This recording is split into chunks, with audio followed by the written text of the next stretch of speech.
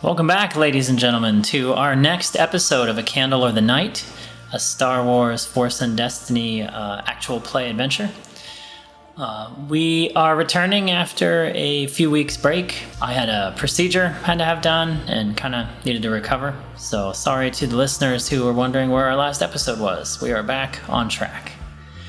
Last time, in episode 19, the party had managed to fight their way through the Sembla droid lab, encountering a much unexpected Cathar dark side force user that was quite a challenge, but in the end, they came out on top of him. They managed to steal the R.E.M.U.S tech and Gellyth's plans, preventing them from being released and sold and transmitted out. And as they lick their wounds and kind of regroup, we are going to pick up this episode. Now, the beginning of this episode, I am taking a private moment with Tyrus to address something specific to his character and his character's backstory. So we're going to begin the episode with that sort of private scene, and then we'll join in with the rest of the group for the next phase of the adventure. During the episode, you will hear us reference to some character art for Ishwar that was made. I'd like to remind everyone, if you'd like to take a look at it while you're hearing this, you can see it on our website, which is www.candleorthenight.com. In addition, we very much appreciate hearing from our listeners, so if you'd like to send us an email, you can send it to feedback@candleorthenight.com. That about wraps it up for my opening announcements. Enjoy the show.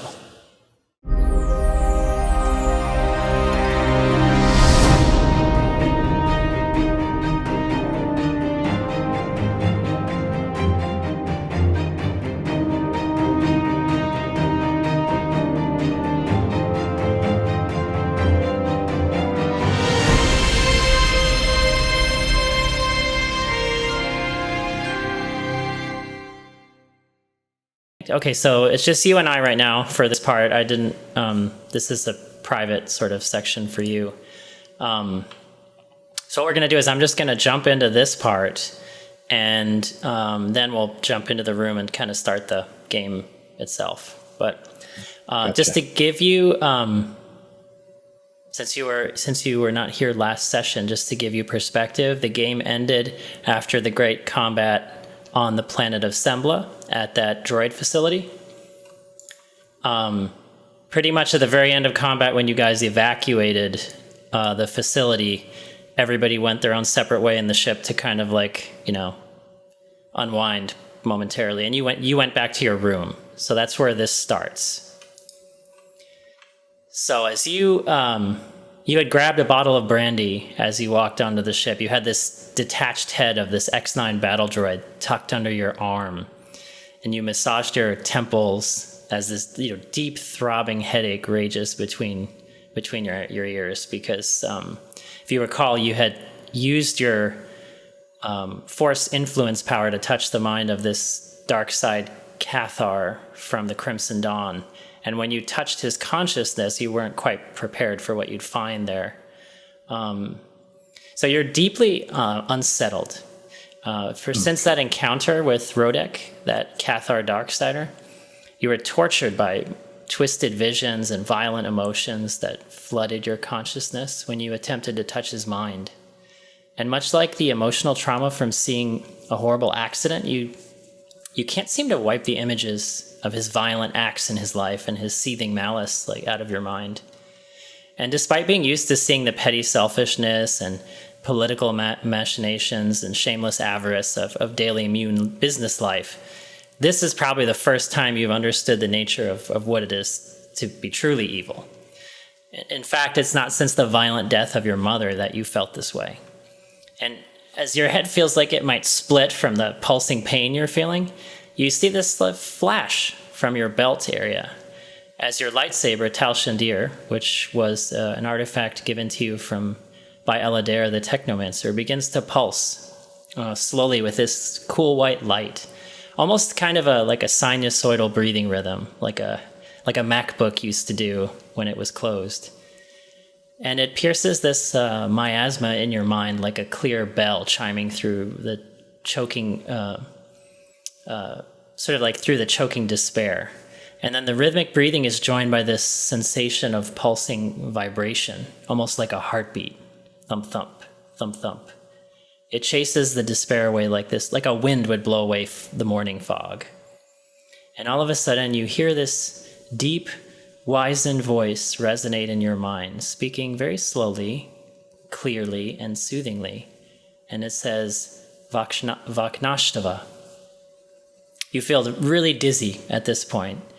And as you gaze into the opening of Tal Shandir's emitter section, sort of the end of the lightsaber where the blade would come out, as you look into that space, all of a sudden the world starts stretching impossibly as you feel your consciousness being tugged and drawn into the opening of the emitter, almost like it's sucking you into it. And suddenly you're surrounded by this silver-white space, the same silver-white of the color of your blade. And there's these gleaming angular walls and crystalline edges casting 1,000 reflections at all angles, and you suddenly feel very peaceful. And you hear that voice again, Vaknashtava. And you look at one of the crystalline facets before you, kind of gleaming like a silver mirror. And almost like the pensieve from Harry Potter, as you look at it, the surface starts to ripple. And you see an image appearing before you, almost like you're watching a holovid. And as you start to gaze at it, you get sucked into this image again, and you feel yourself falling into the blackness. And all of a sudden, you're in this impossible darkness of the blackest space you've ever seen. And you feel yourself float out of your body. And as you float through space, this isn't like the space you know. This space doesn't feel empty, but it feels thick and choking, like a dense miasma. And there are so few stars, it feels suffocating, as even the few stars that you can see glitter very weakly, as if they could barely pierce the darkness. You can see black nebulae crackling with purple electrical storms. They're sort of inky black cloud formations in space, and you see moving around in them these gargantuan, bizarre life forms, almost Lovecraftian, with suggestions of tentacles and these serpentine forms, like some kind of fearsome astral leviathan. And you realize this is not your universe, that this is a dark and cold reality where life struggles to exist at all. And your attention is suddenly drawn to a wildly giant star. You didn't notice it before, but somehow now you do, and it's so bright it's kind of blinding you, and what was once a dark choking cloud kind of is almost like scorching your retinas with light. And it might have been a sun at one time, but it clearly is turning into a supernova. And its expansion of energy is soon to be rapid and cataclysmic. You know this is about to blow. And then there's this lone planet in its orbit, the only planet you can see anywhere. And it sits waiting to be obliterated by this inevitable cosmic event. And the planet has telltale signs of life in the form of little tiny dots of light kind of organized into little cities on some of the continents. And as your vision draws closer and closer, as you drift towards the planet, you suddenly see a lone starship in the dark. Sleek and beautiful. It has this advanced technology you've never seen before. And it sits somewhere between the planet and the menacing supernova, and this ship deploys these long arms out of its hull, the shimmering set of golden sails, and they extend a long way out to the sides of each side of the ship along these arms. They're sort of like these gleaming, they look like scales, but they're almost like circuitry. So it's something high-tech that you don't understand, but quite beautiful. And as you draw closer and closer to the ship, you pass through the hull and you can see the bridge. You see a man sitting in an elevated captain's chair on the bridge, and his fingers are darting along holographic displays as his eyes periodically look up. He keeps looking up to the view screen. He's intensely focusing, very nervous. You see beads of sweat on his forehead as he stifles like an urgent anxiety to continue efficiently deploying whatever he's doing in preparation for this supernova. And as he looks across the bridge, he waves his hand, activating a distant panel with the Force. As he does this, a hatch opens on the floor in the center of the bridge, and a large black crystal fully extends out of this hatch in the floor and is deployed. So it takes up a significant amount of space in the center of the room, probably about the size of a humanoid. It's just inky black as can be. And the crystal comes fully to rest in the center of the bridge on this elevated platform. And as you watch this crystal spinning slowly, a chime comes across the comms of the ship as the man you're watching notes an incoming transmission. He pauses and kind of lets out a sigh, as if he feels he's been dreading this conversation. And then he activates the transmission. A much younger looking human has this exasperated look on his face, as his face looms large on the screen. And you hear him say, "Hal-Aranth, Master." And suddenly you remember when I had first told you about Tal Shendir, I mentioned Hal-Aranth was one of the first Technomancers. And this apparently before you is he. This young man before him you assume must be his apprentice. And as he says, "Hal-Aranth, my master, what madness is this? You must vacate this dimension. You're putting yourself in mortal danger. Our readings show the supernova is in a critical state." His eyes note the crystal in the middle of the room and he's startled with surprise. And he says to Hal-Aranth, "The penumbra? Did you take this from the archive?" And Hal-Aranth, sitting calmly, attempting to be patient, but is obviously short on time, says, "Meredith, I expect you not only to understand that I am saving this planet and all of its inhabitants, but I also expect you to understand why. This is the only world that we have found in this facet of the multiverse. A cold and unwelcoming dimension where life has barely had a chance to get a foothold. And this civilization is not yet spacefaring, but has created wonders of art and philosophy and music that should not be lost to time." And the exasperated young apprentice says back to him, "Master, I know it is our duty as Technomancers to foster knowledge and wisdom across the multiverse, but trading your life for one seems folly. You've amassed 500 years of wisdom, knowledge, and power, and you're gonna throw it all away? What is one world in the scheme of countless worlds in this multiverse? Besides, how can you stop this cosmic fury all by yourself?" And Hal-Aranth looks at him for a moment and attempts to be patient and says, "Meredith, the Technomancers don't seek knowledge or delve into the study of the multiverse to gain power. As a student of science, you know that the natural tendency of any system, if not intervened upon, is entropy, disorder, and chaos. Every single solitary spark of inspiration, each gifted life or unique discovery that we can protect is one more bit of momentum to change the scales from darkness to light, from destruction to creation, or from oblivion to wisdom." And he looks at him and says, each tiny victory, though seemingly inconsequential on its own, it can cascade to change innumerable lives across the multiverse. Who is it to say that saving this world does not affect the outcome of this dimension or others?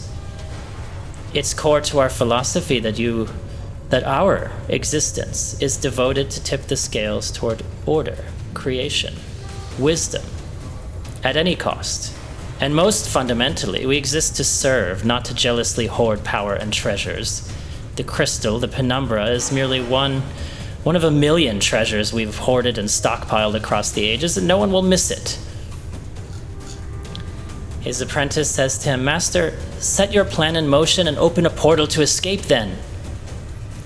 And Hal-Aranth says, "I must focus the force into the penumbra until I harmonize with its resonant frequency. If I cannot hold my concentration at the moment the supernova explodes, I cannot neutralize the energy wave. This is the only way. Marinth, you might not agree with my decision, but you cannot deny its logic. You are a brilliant apprentice. And in this lesson, this final lesson, my training of you is complete. Remember this lesson and carry it forward in my memory. Vaknashtava, my friend." And before he can even reply, he closes the transmission and quiets himself, sitting in a cross-legged position like a monk almost. And as the force flows through him, his body raises right off the chair. All of a sudden, the penumbra in the center of the room begins this whining hum. Hal-Aranth's body starts to tremble in extreme exertion as sweat forms on his forehead. On the display, the supernova begins to glow brightly and expand. With each passing moment, the crystalline hum grows more piercing and louder, and Hal-Aranth is directing all of his focus into trying to find this resonant frequency in the force to cause it to do what it does. And the crystal vibrates so intensely you can barely make out the edges of its form. It's sort of blurred around the edges with this humming vibration. And as it reaches the zenith of its resonance, an ear-popping concussion thunders across the entire ship. And you feel yourself and everything else for a moment kind of almost freezing in time and then being drawn towards the vortex as if it's being sucked into a black hole. But then everything sort of charges outward in a moment, and before you can even see or do anything else, you hear this terrible explosion as the supernova finally detonates. And as the shockwave begins to pass outward in all directions, radiating in this blinding wave of light, the black hole moment that the crystal was created when he hit the resonance frequency suddenly explodes outward, and the energy from it cascades across the ship, across the hull, and outward through these golden sails. And as that black energy extends outward, right at the moment the shockwave hits the ship, something remarkable happens. Although the ship itself is being torn asunder, the meeting of these two energies together causes this vortex in the center of the crystal, sucking everything inward. And Hal-Aranth is violently sucked out of the captain's chair, sort of crashing and careening across all of the consoles of the ship. You see his body kind of broken as he just rips right through some of the consoles and slams right into the black form of the crystal. And time seems to stop again and pass into a seemingly infinite silence. Shimmering cracks start to spread in a gleaming silver light across the black crystal as it's absorbing the shockwave from the supernova. And the silence ends as the crystal and Hal-Aranth detonate outward, sending silver shards in all directions as the ship blows apart into a multitude of tiny fragments. And you kind of flinch for a moment because as a viewer in the room, you feel like you're going to blow out into space with it. But all you do is you kind of watch as the world kind of just fades to silence, and you still are seeing the goings on, but there's nothing but a hum in your mind. And what you see as the ship blows apart and pieces of it go in all directions, the shockwave from the supernova continues to pass radially out in all directions from it, except where the ship was and in a conical space behind it, a shadow had been created. Just a void of any energy, and the planet sits peaceful and unaffected, as outside of this sort of conic shadow, everything else is ablaze. And as the supernova shockwave passes by, everything returns to silence again. The planet sits unharmed, and before you can take in this sort of wondrous, beautiful, and terrifying image, You suddenly feel your body pulled backwards again as you tumble head over heels and fall on your back inside the silver crystalline chamber that you first started the vision in. And still tumbling backwards again as the world stretches bizarrely, you're sucked back out of the crystalline room and out of the emitter of the lightsaber, and you find yourself lying on your bed. And the now empty glass of brandy just falls to the floor and shatters. The droid head, which had been under your arm, just tumbles right off the bed and rolls towards the end of the room, where you see Elader, the Technomancer you met on Ruria Prime, sitting calmly on a chair, silently regarding you. And he says, "Tyrus, my agent, so nice to see you again. I trust you had an enlightening trip." I don't understand what I've just seen. You've seen a memory. A memory of one of my forebears, one of my ancestors. Halarinth was probably one of the wisest and earliest of the Technomancers, and it is believed that in this final act with the Penumbra, somehow some part of his essence was fused with that crystal. That apprentice that you heard speaking to him long after his demise spent a great deal of time hunting that entire sector of quite a treacherous dimension to hunt a fragment of one of these shards of the exploding crystal, and he turned it into the crystal of that weapon you carry.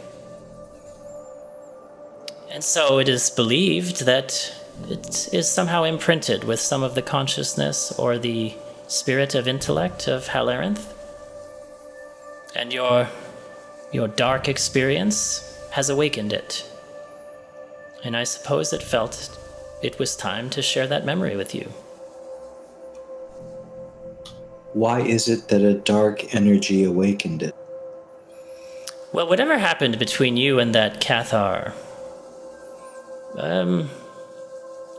it activated something in you, I suppose. Maybe a realization that there's more going on in this world than the microcosm of your previous life. And perhaps it wanted to teach you a lesson of maybe focusing on service to others. Just a suggestion, take from it what you will, but whatever happened to you when you touched the mind of that Darksider, it awakened something in Tal Shandir, and this vision is a result of it. The vision seems to say that despite the presence of evil in the universe, it is indeed a choice whether to follow the light or the dark. A choice it is, yes. And I don't expect to dictate your choices. However, I see good in you, Tyrus. And I think, as an extremely advanced intellect, you will find that perhaps there's more of an opportunity to change things in this universe or others if you focus on changing the existence of others and not only yourself. You see, if you change only yourself, not much really changes. One life doesn't tilt much in the scales of things, but every life you touch, and you believe me, you have a capacity, a gift, an intellect, a mind, a power that you haven't even begun to understand yet. And the ways in which you can apply that are beyond your comprehension. And every life that you touch or alter can cascade upon others in an exponential effect. I think, Tyrus, you are ready. You are ready to learn something. A technique that I myself developed. You see, it is not our way as Technomancers necessarily to go charging into combat, swinging weapons and hitting people. It doesn't take advantage of our talents, and you have an exceptional mind. I'd like to show you how I developed a method with this weapon that you carry, which I have put in your safekeeping, to wield that weapon with the power of your mind. There is no need to swing it with your arm if you do not see fit. There is no reason you cannot use it in any way a conventional warrior would, but merely with your gifts.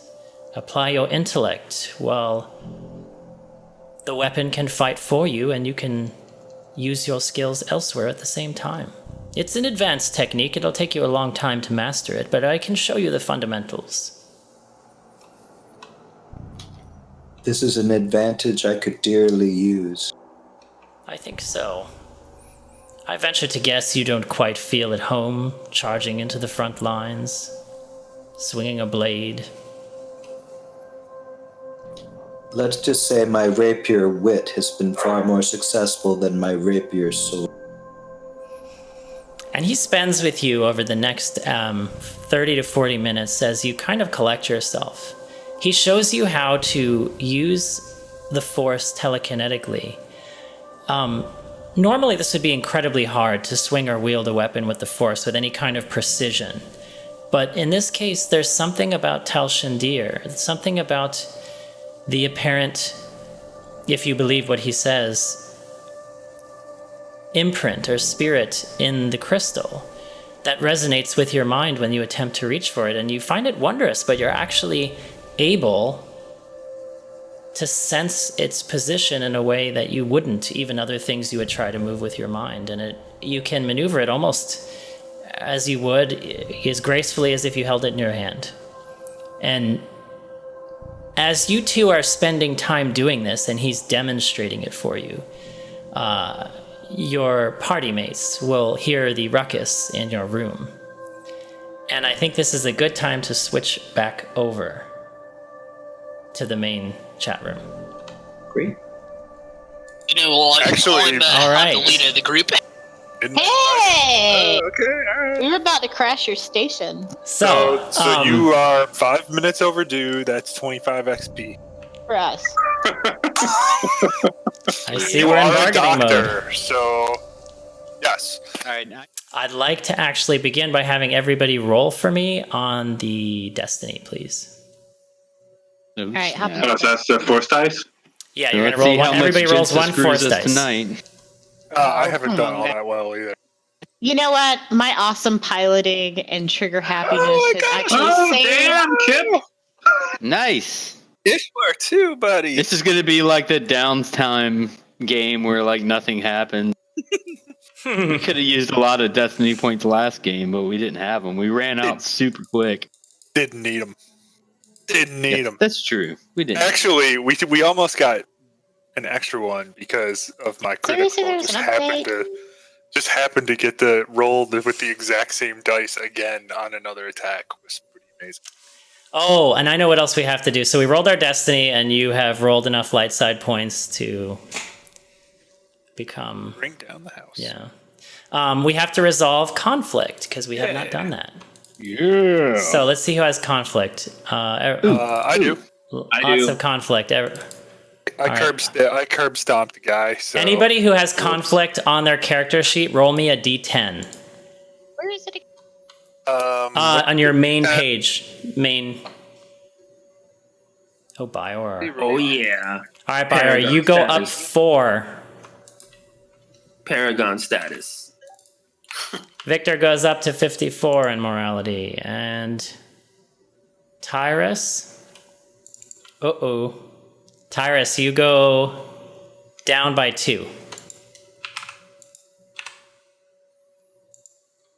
Your forehead shrinks 2 inches. No, you get one purple vein on the side of your head. You just get one lone purple vein on the side of your pale forehead. Ishwar, you rolled a 6. Okay, you go up by 2, Ishwar. Hey guys, is it weird that like Tyrus's forehead is starting to look like, Emperor awesome Palpatine. silence? Yeah, he's just... It's very subtle. If you blink, you'll miss it. Okay, now I'm very excited. I'm very excited to present Ishwar's character art, and as I do this, I am going to have you, Ishwar, talk to us about the design of the art and what you liked about it, what you wanted in there, and what it says about your character. So I'm going to put this up. Can everybody see that? It's loaded. Oh, nice. Oh, that's awesome. That's really I good. love it. That's fucking awesome. All right, so Ishwar, take a little time. Tell us about this art and what you wanted it to show. Describe it a little bit.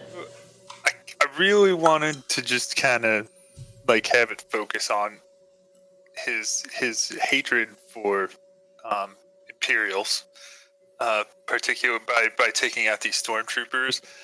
Even though he should probably be getting on the ship to get away, he's more focused on trying to hurt them.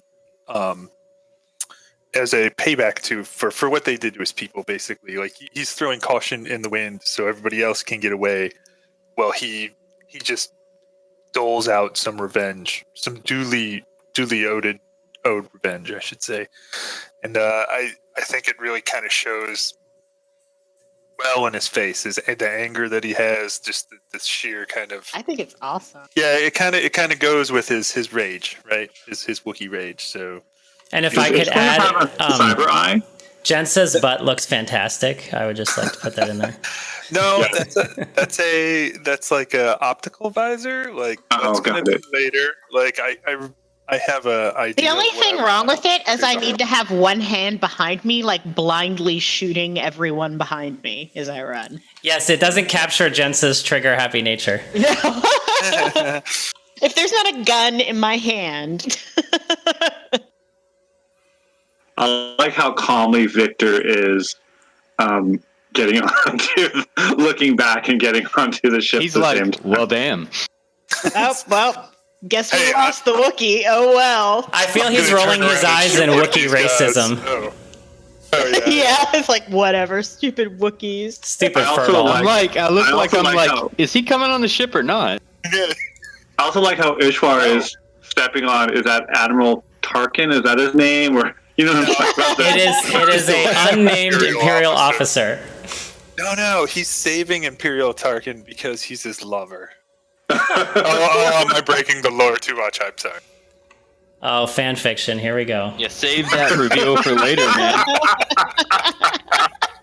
I've already carefully edited that out from the first episode. So. I'd also like to point out, as I told Ishwar before you guys came in, next week we'll have some custom-made Ishwar sounds that will not just be Chewbacca sounds. They're going to be custom-made Ishwar sounds. They're much deeper and more feral and more vicious, and I love them. Oh, goosebumps. So is Ken gonna be able to control them in gameplay? Like, how are we? No. What I'm gonna do actually is he is going to he's gonna do what he does, and I'm just gonna have to activate them from my end because that's the only way I would know how to do it with this setup. So yes, and this was Chalmer Relator who did this character art. He's done the character art for each of our heroes. He's amazing. Great work. Very beautiful. And he did really good job capturing him. That guy's awesome. Face. That is our art, and I have updated your tokens and everything. So we have Ishwar. Welcome, Ishwar.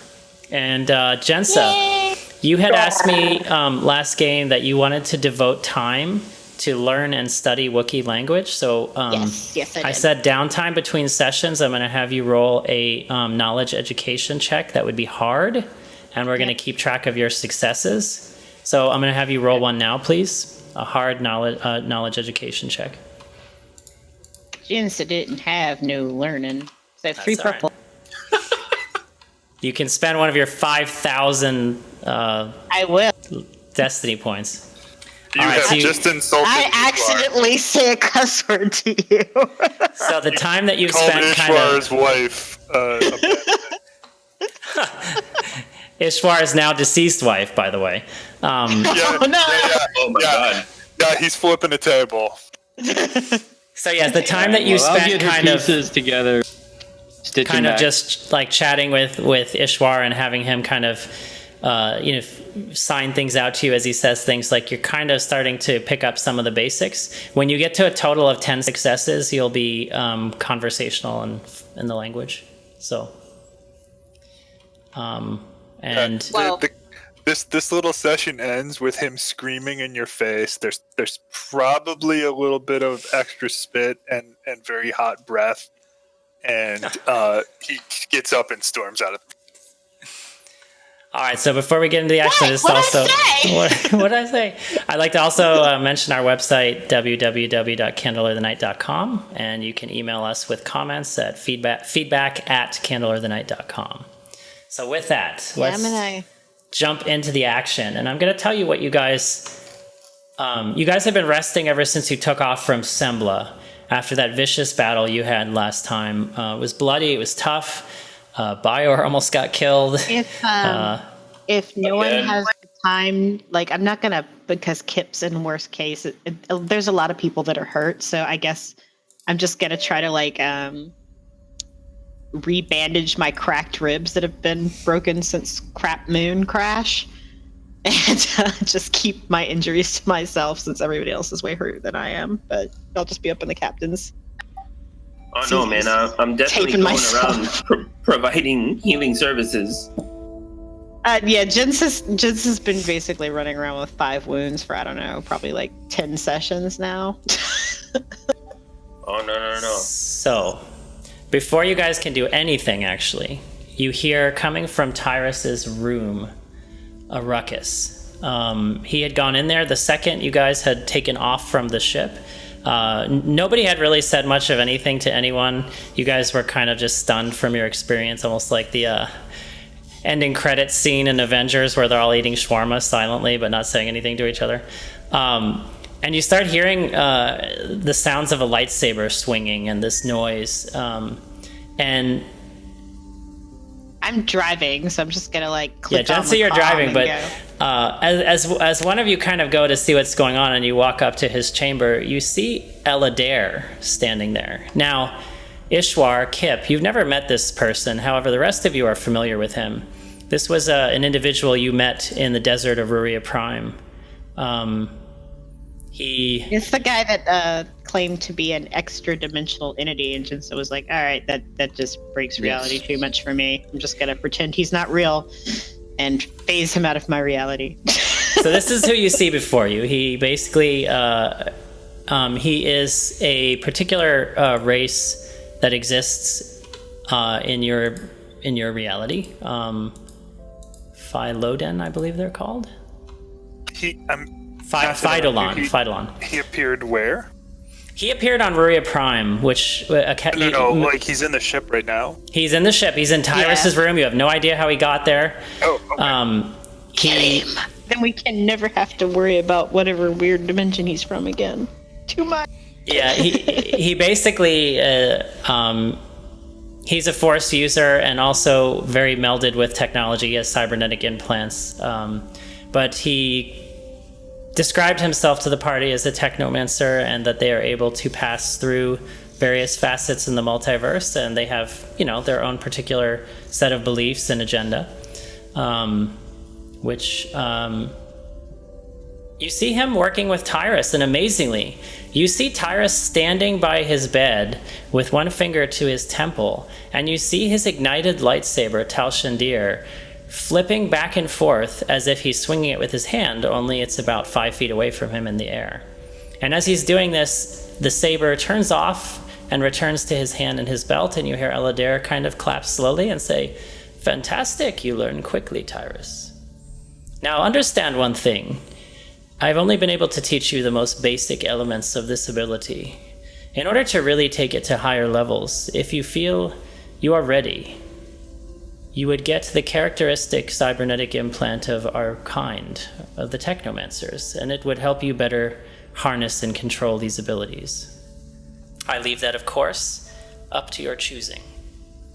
And as an out-of-character aside to Tyrus and for the rest of you to hear, Tyrus has opened, so of course Tal Shandir is his legendary weapon. He's opened a force power tree called Eladir's Dueling Wit, and with it he can telekinetically use his weapon in combat in a variety of ways.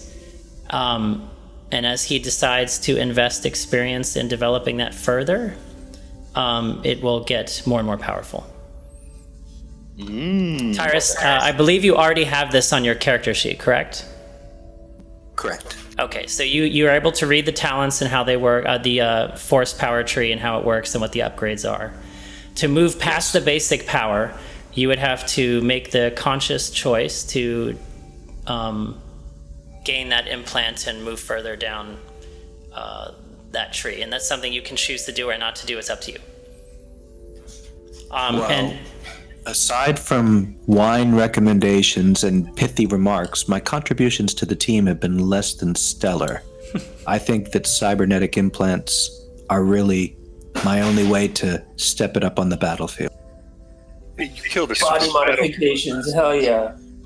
wounded one. And I'd like to use this as an aside to all of you.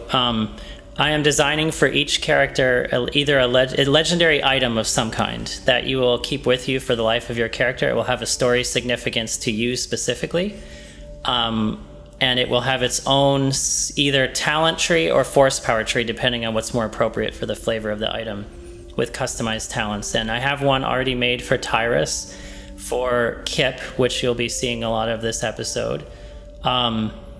Kip's is more of a talent tree than anything, but a similar idea. And I actually know what Victor's is going to be from our discussions. I am putting it out there for Ishwar and Jensa to discuss with me further between games about what they might imagine fits their character.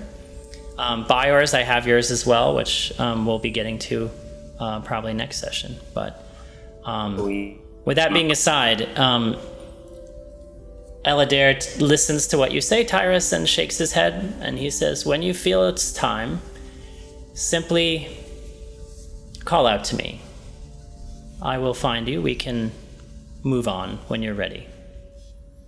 And as he turns, the three sort of spheres that hover around his shoulder and head and are constantly rotating, there's sort of these high-tech spherical devices. They start spinning more rapidly, and they move out in front of him in a line, and as they move apart from each other in a vertical line, they create this sort of rent as a portal opens, and it spins outward in a circle, and he walks through the portal, and the three devices follow him in, and then the portal closes. And Tyrus, you're left with this weapon, of course, and with this new ability to use it. And now Find me someone to attack, then.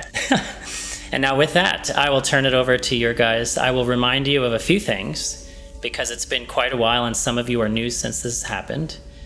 In pursuing the trail of Dr. Bendix, you know that his abductor, your arch nemesis, Crate, you were able to find that he's heading towards Nar Shaddaa for the Great Hunt, which is actually happening in about 10 days' time. And given the time it takes to travel to Nar Shaddaa, that probably should factor into your thinking soon. Victor, you and I had a previous discussion about something relating to you, and that has a similar direction. The other things you guys were, you wanted to visit your master, who was injured on a rebel and is now on a rebel ship.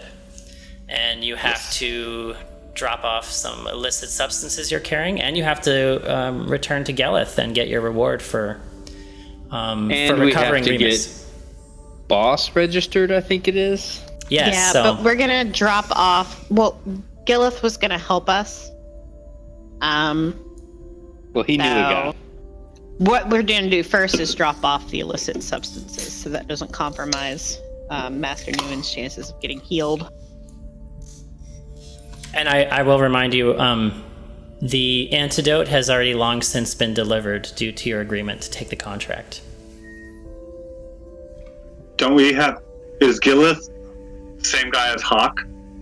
Yeah, Gellyth Hawk. He is... Yeah. Yeah, we have to go back to him and give him the schematic. So I guess He's going to meet us on the way.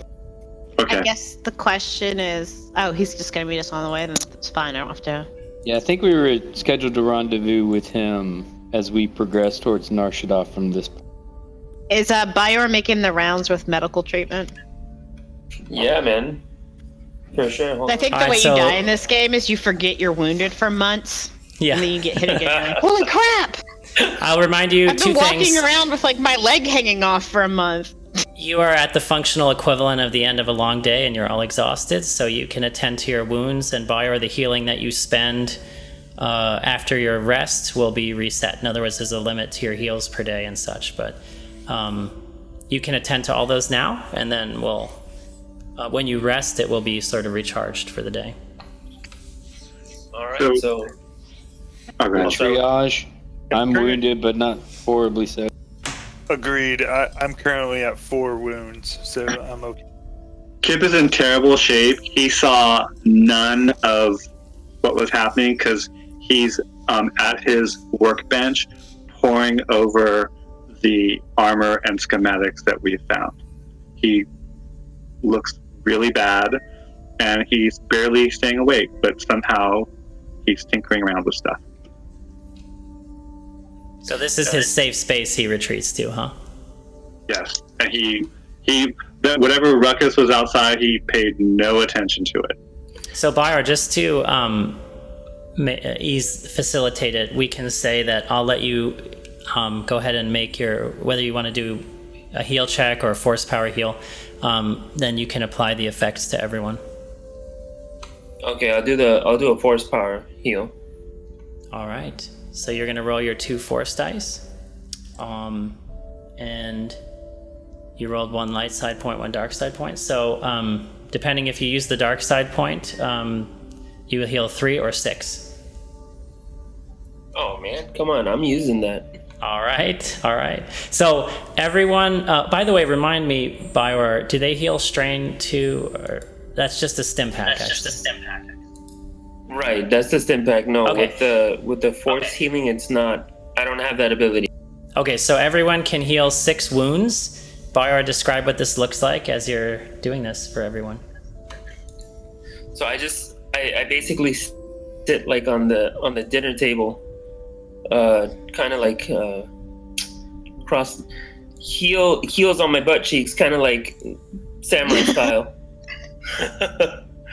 I do my little my motions, my It's hand like, motions. I envision it like Reiki. Kind of like Reiki, yeah. Yeah. Kind of like Reiki. By the end of the motions, I got my hands out like I'm at a concert, and I'm just radiating out the force heal. Oh, that's like an AoE heal. Everybody is just Hell yeah. all the wounds disappear. Well, in this case, for this instance, yes. That's amazing. Okay. Is he doing this from like the back of the ship and it like radiates to everybody?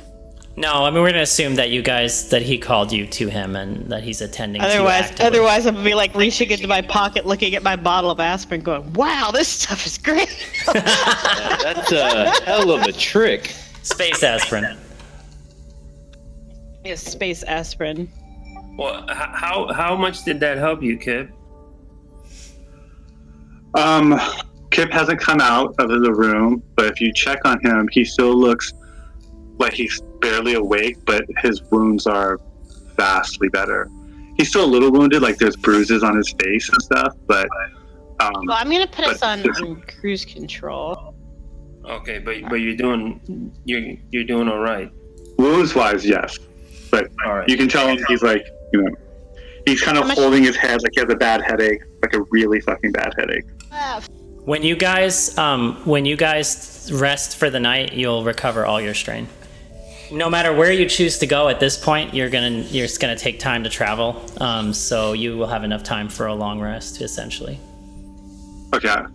And then how do wounds heal per day or per rest? One per night. You heal 1 wound But and this all is our strain second night for a natural off rest. Dumpster Moon. Believe it or not, second night off Dumpster. Right. Yeah, don't forget you've had a lot of downtime in hyperspace and stuff.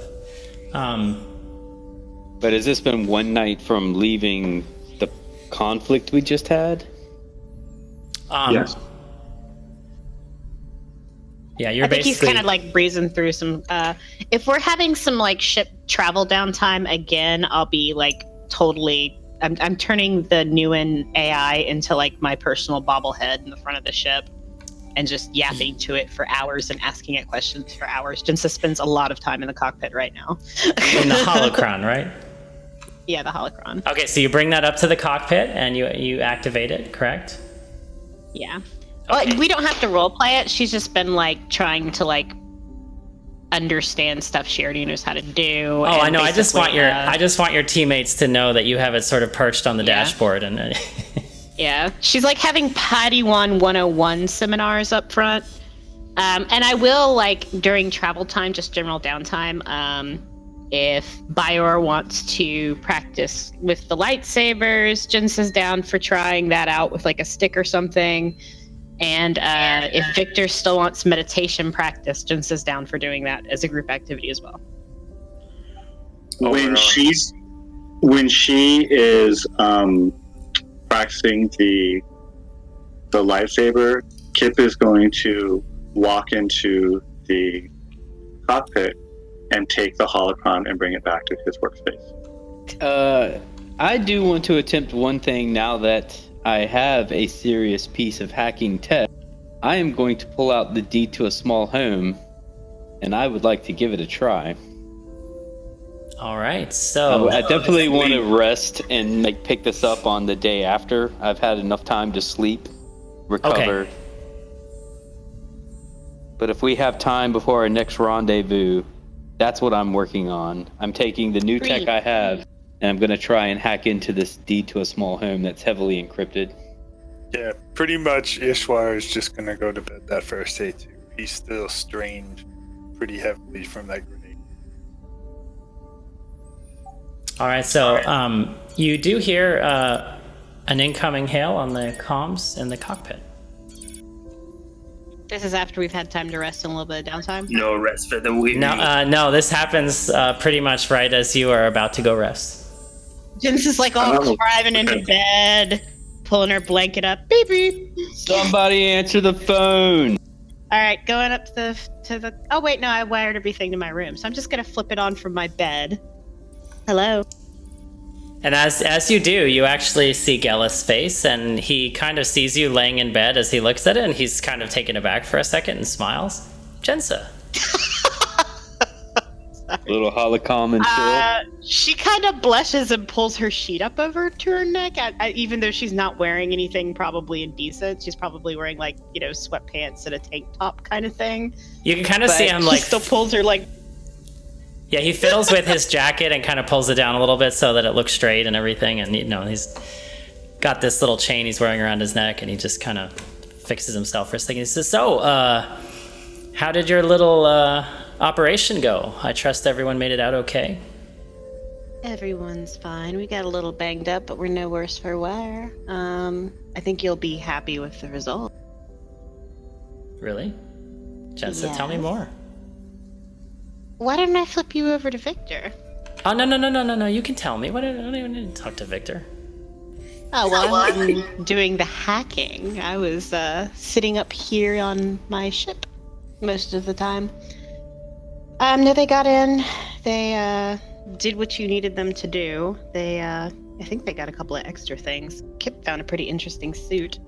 There was found R.E.M.U.S? Yeah. Intact? They didn't break the schematics? No, well, we stole it back, I guess. I don't know. Do you know if they managed to transmit them off site? I blew up their communications tower when we got there. Atta girl. So, I would assume, unless they did so before we got there, that they didn't.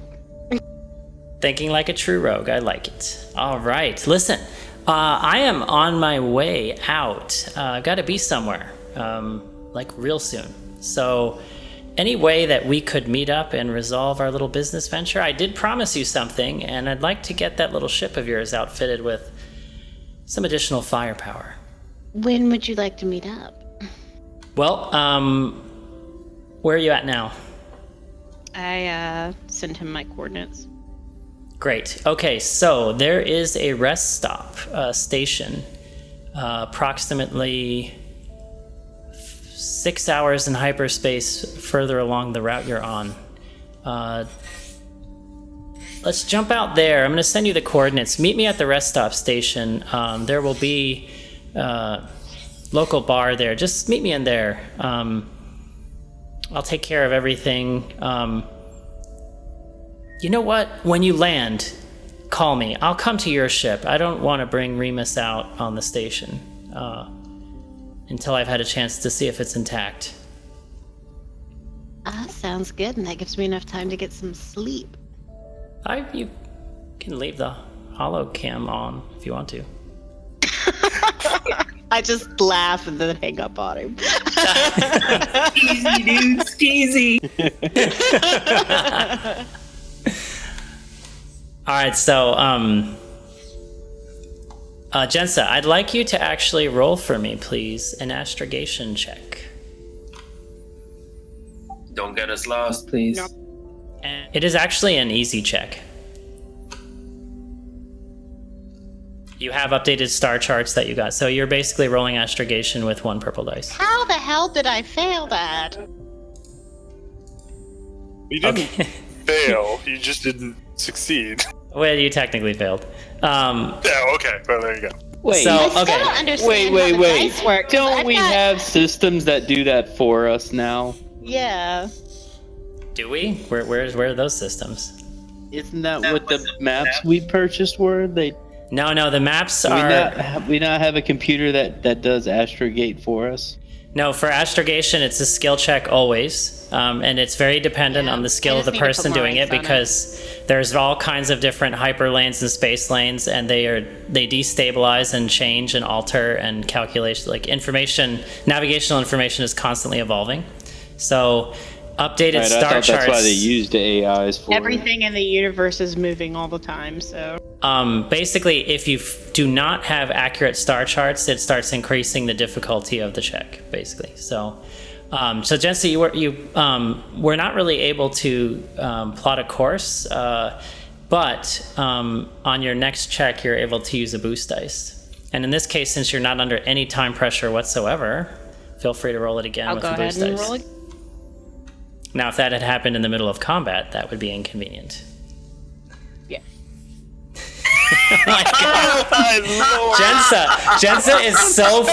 Jensa is so flustered from her recent conversation with Mr. Hawk that she just cannot It was the whole, focus. he was not the person I was expecting to catch me in bed. So I'm going to page Vic. Now Over in she's his starting to room. think that she has a thing with that. Do I like him? Do I like him?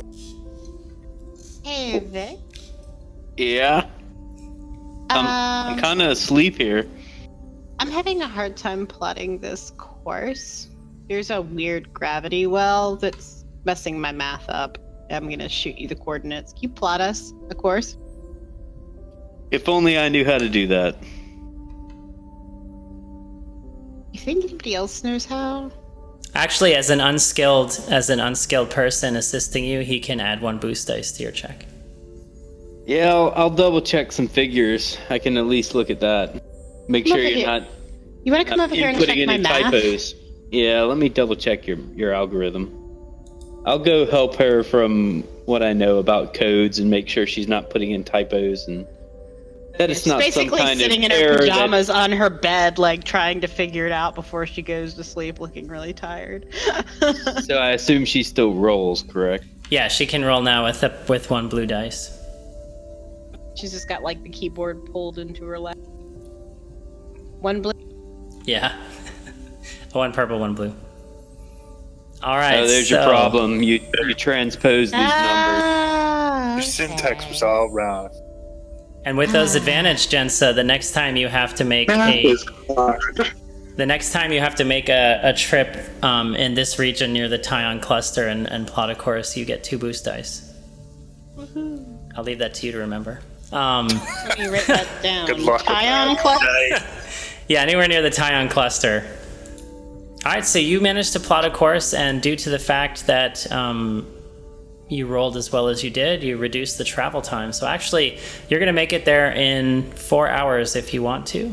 So you plot a course and jump to hyperspace. Girl, you're better than Google. She should get boost dice anytime she plots a course going away from Rory applying. Hashtag dumpster moon. Hashtag this. Hashtag dumpster moon. So as you're humming through hyperspace, I was thinking we could name our group like Royan Raiders or something. I don't know. the Raiders, called I like Raiders. that. Refugees. I don't know. Dumpster Prime.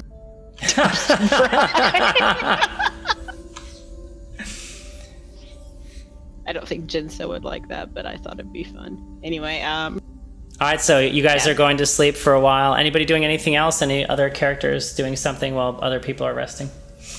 Not this first night. All right. Yeah, I'm just meditating to get my strain down. Kip eventually falls asleep at his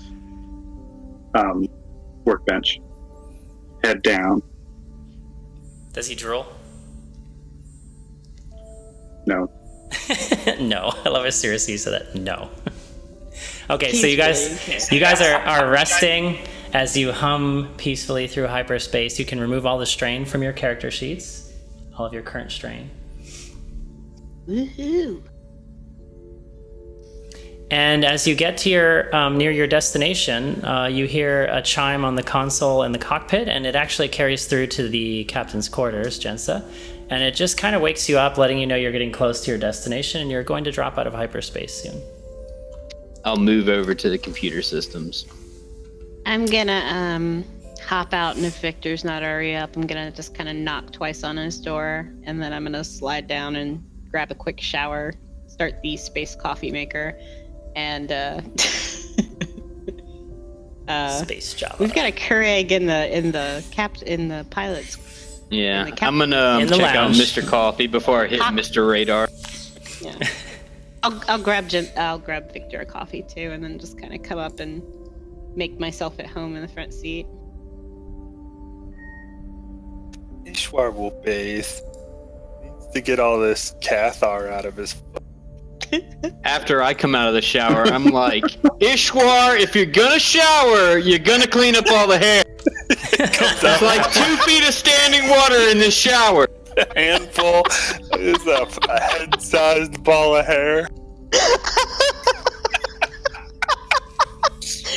He looks so cool after you blow dry him, though. Somewhere down there, you just hear a really deep roar back, like, "You come make me, you can't." Wookiee shower clogs, they Figure out are how the to lock worst. this door. We're gonna need to buy a lot of Drano. You lock the door, it won't be locked ever again. So you drop out of hyperspace, and before you don't see much actually. It's kind of an empty area of the system, but there is a lone station, very small, not much going on there. Not the usual kind of traffic and advertisements and such that you might see outside. It's just really a refueling station with a few hangar depots on it. Place where you eat the egg salad and end up with a xenomorph in your chest. True. Total truck stop in the middle of I space. was So about to say space truck stop. More people to Google Jensen. and I await your instructions. I'm gonna I park. think we're waiting for Hawk to come to us, right? He's gonna meet you in the station just to call him when you land. I'll buzz over the comms and let everybody know what's going on. Oh yeah, Great. Ishwar gets he's gonna pay Ishwar here. Yeah, he's gonna get you paid. I just love shuttle stops. I'm so actually gonna approach For real. before we get off the ship after I've docked. Do you want me to roll a pilot for docking? I'm gonna say this is a simple docking procedure that won't require a check. So there's really no difficult circumstances. You're able to hail the tower, get permission to land. They ask you to land on pad 3. There's not much out there. The other 2 pads are empty. You do see one of the larger pads with Gellyth's ship on it. And you see, as you're pulling your ship in to land on your pad, you can see Sky out front kind of pacing. She's keeping an eye on the ship while he's gone. Can I scan the parked ships to look for any gangs that are particularly notable? Yeah, roll an average perception check, please. I say, let me see who we got here. Just want to make sure there's nobody friendly to the Dawn. As you kind of sweep the sensors across, you see a few actually very small ships. There are a couple of light freighters of extremely small size. There is one heavy cargo hauler that's just basically like a small cabin, like a cockpit cabin, and attached to it's like a framework where all these like hangars are attached to it. They're like shipping containers, sort of one after the other in a cluster. And you see a commercial logo on there for a local shipping lane that you're a shipping company you're not familiar with. Nothing looks suspicious at all, and it's actually really quiet. There's probably only 3 visible ships here at the moment, and there's no traffic in space that you can see at the moment. I don't see any troublemakers. All right, sounds good. I'm just gonna say something to Ishwar real quick before we get off and say, hey, it's a real pleasure to work with you, and I really hope you consider staying on with us. We're thinking of maybe starting up our own merc group. If he cleans the shower, he can stay. Did you just like come up and whisper that in my ear while I'm talking to him?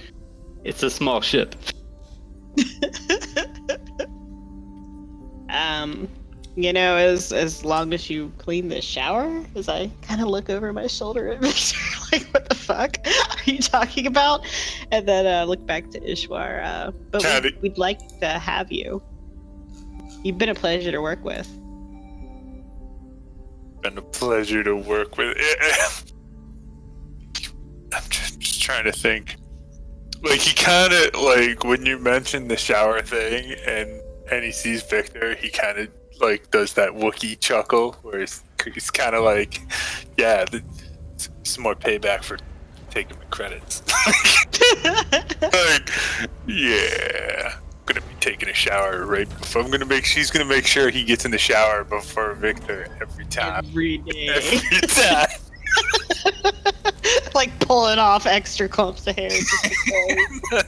And then he's like, and then he'll nod. You know, he does this little Wookiee thing. And yeah, he'll stay on.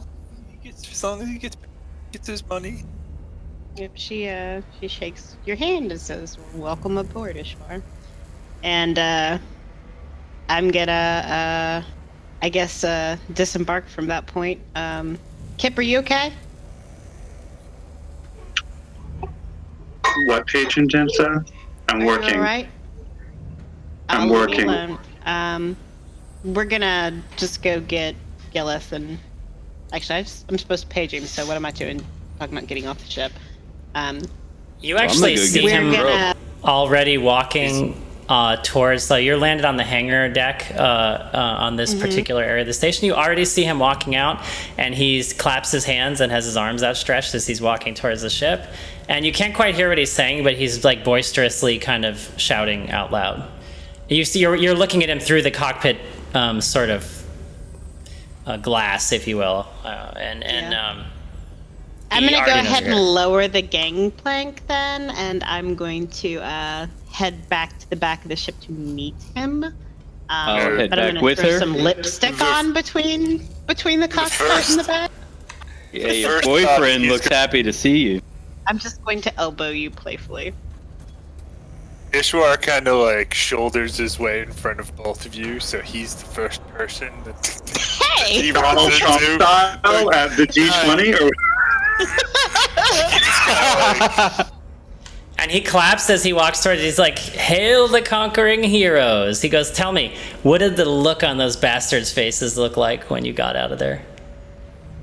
What the hell, Ishwar? Mangled and dead. Like, Ishwar picks up his foot and kind of like is like looking at the bottom of it, like, and he's like something like that, you know?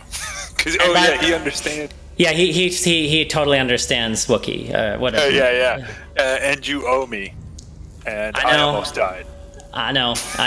I can see the matted blood on your fur, and let me just tell you, it's not yours, and I know that. So let's not pretend. Okay. a shower. Yeah, I thought I cleaned that. He says, and You missed there the might spot, be big some guy. more. You missed It's the hard to spot. get it off. Okay, so tell me, you got it? What happened? Is everybody okay? Did you run into trouble? Was the Crimson Dawn there? Don't leave me in suspense. What's going on? Well, come on up. Yeah, best if you get inside before we start this conversation. Sure. And wait 1 second. And he reaches to his wrist and clicks something, and he speaks into a small transmitter on his wrist. And you see this little team come out. They instantly start rolling these carts out towards the ship, these little hover carts, and they surround the front of the ship. And he looks at you, Jensen, and he says, "With your permission, Captain." Okay. And the second you say okay, before you can even say anything else, he snaps his fingers and he starts talking to them in some other language you don't understand.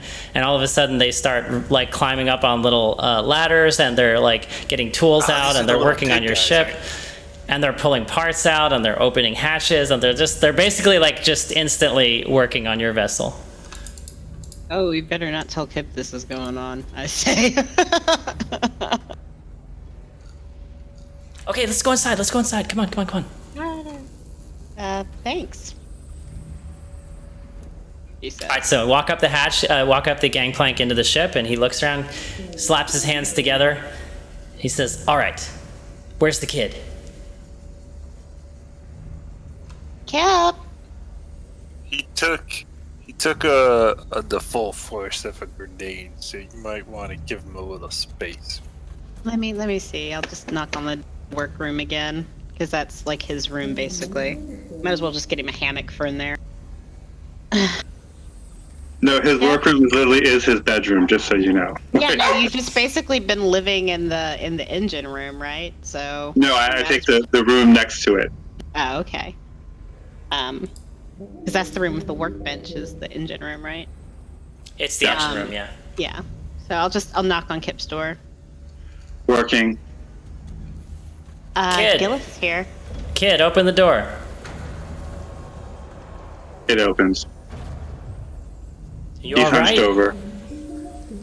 He He comes turns over. around and Kip turns around and he sees Gellyth Hawk, and he smiles a true beaming smile and says, "Sir, this is quite literally a piece of art. Although there are some improvements that can be made." He says, "Yeah, that's great. I'm glad you got it." But he puts like an arm on each one of your shoulders, and he turns you to face him because you kind of don't really like look into his face when you talk. And he says, "Are you okay?" Right. They said you caught a grenade. I did. I passed out. I'm sorry I put you in harm's way. I just, I know this is not your scene really usually, but accept my apology. I'll be more careful. I can tell you If this I though. may, a storyteller, Agent. can I attempt to read his expression? Is he being sincere about that? You can roll either vigilance or perception, and it would be average difficulty. Kip Just reading the doesn't man know what here. to do. Yeah. That is Kip 3 doesn't know what to successes. do. Yes, Victor. To your eye, he seems extremely sincere. He looks concerned. He seems to take an interest in Kip, and he looks like he feels a little bit guilty. And his usual glib demeanor that you, his usual glib demeanor that you seem to notice is gone at the moment. I gruff a little bit. I fold my arms and I lean on the ship as I kind of watch their interaction. Kip doesn't really know what to do with this apology. No one has ever apologized to him before. And so he sort of shakes it off. Like he's silent for a little bit. He shakes it off. I apologized for not taking you home with me. And he says, "Patron Jensen and Patron Victor and Patron Tyrus and Patron Bayer needed me to go on the mission, so I did, sir." All right. Well, I mean, I sometimes get a little overexcited. I kind of, forgot you're 15. But listen, I can make up for it a little bit because what you're going to walk away with today, it's going to look out for you. It's going to have your back. Literally, it's going to charge on your back.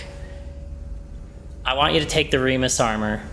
I'm going to get it fitted up for you. We're going to put it on. We're going to go through it. We're going to fire this baby up. And I'm really excited for you to see what we developed here. Really, sir? Really? Yes. I want you to take it. I want you to help me develop it. And I mean that. I want you in the field to figure out where this thing could be better. I tried to make it as upgradable as it possibly could. But undoubtedly, you're going to think of things I didn't think of. Let me know. We'll figure this out. We'll develop it together. This thing is going to change things. I mean, a hovering repulsor lift droid of this small size with a rechargeable cell unit that can do this many different things. I mean, this thing is the linchpin of my entire company. If this takes off, I'll be fine. You'll be fine. So listen, I'll help you get it fitted. We're going to fire it up. We're going to see how this baby works. And I have a module I designed. I didn't get to put it in before we took off when it was taken from me. So I'm going to install it now. And as an out-of-character aside, Kip, he is going to be giving you the crew support module. So provided you have enough experience to take it, you can activate it. Okay. And as an out-of-character aside to everyone and to the listeners, Kip has a talent tree attached to this R.E.M.U.S droid, and he is able at the beginning of every session to select 2 modules for it, and he has to open them through the talent tree, and they change the functionality of R.E.M.U.S and give him different abilities and different ways to aid the party. I'll let them kind of unfold in time. I won't kind of spoil the fun, but Kip, what were you going to say? Kip says, so are you my patron now? I'm not your patron, kid. Get that out of your head. Patron this, patron that. Listen, you're going to be the... I don't understand. You're going to be the captain of your own fortune, kid. If I can teach you anything, you can use that brain of yours, and you can outthink and outdo anybody. And... Hey, Gellyth? Yeah, Jensen. I kind of jerk my head over and kind of just gesture for him to step up. And then I'm not whispering. I'm not trying to like hide it from Kip, but I am lowering my tone in general and just saying, I think the kid actually wants to go back to his own system. We were gonna take him home. He was kidnapped, so. Right. Well, he can go back home. I just, maybe he'll see some other path for himself. Well, I was gonna say maybe you're in a better position to get him where he needs to go. And he obviously has taken a shine to you. Well, I'll help how I can, but I'm not the parenting type, really. I just don't want to put him in another situation where he feels like he's being held against his will. No, he's fine. This kid's gifted. He's going to be able to do whatever he wants to do. Listen, you'll see. Don't be so nervous about him. He's going to be fine. Kip, no more patron. Don't ever call me patron again. Call me Gellyth.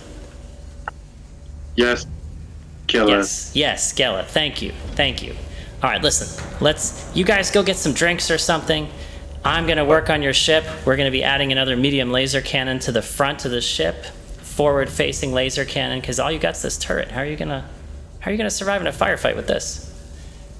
Ishwar's like, I'll shoot things with it. I know, buddy. I know. 2 guns are better than 1. Wait, what do you mean? How are they gonna survive? Like that's kind of the whole point. I'm here. You guys go grab a drink. I'm gonna help the kid get his armor suit fired up here. Hey. Money. You owe me some credit, sir. Yeah, we'll get to that, big guy. Don't worry about it. Have I ever not paid you? Hey, being late I mean, It's besides almost that even- one time, have I ever not paid you? No. Thank you.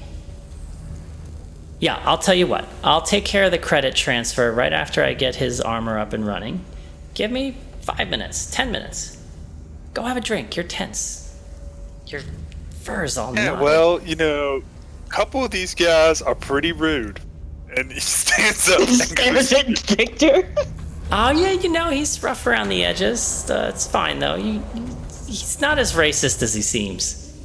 Okay, I can understand you, right? Oh! Because I'm right here. Yeah, Vic, I gotta talk to you, too. That device you got, you know what that's worth, right? I have some ideas. Yeah, take care of it. There aren't very many of them around. And it's undoubtedly going to attract interest. Yeah, so is your R.E.M.U.S tech. So I was able to delete what's on their system, but they had partially uploaded data. So I'm sure they know where it came from. And we didn't exactly leave the place intact, so to speak. So you might have to watch your back. What do you mean, not intact?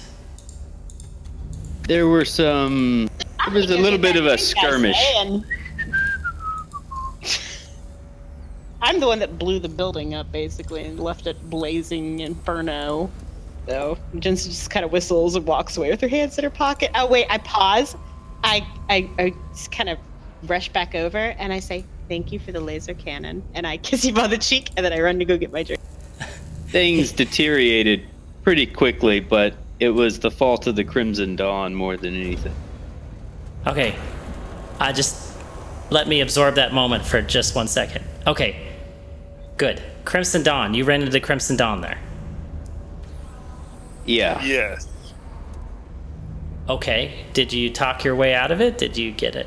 I mean, So, as I out of character, I don't think we had specifically this conversation, but I understand what happened with the CEO at the facility, right? I don't remember if it was on comms. I'm sure we kind of debriefed in our downtime. Ishwar can tell him. He was in the room, and Ishwar will say there really wasn't a chance for negotiation.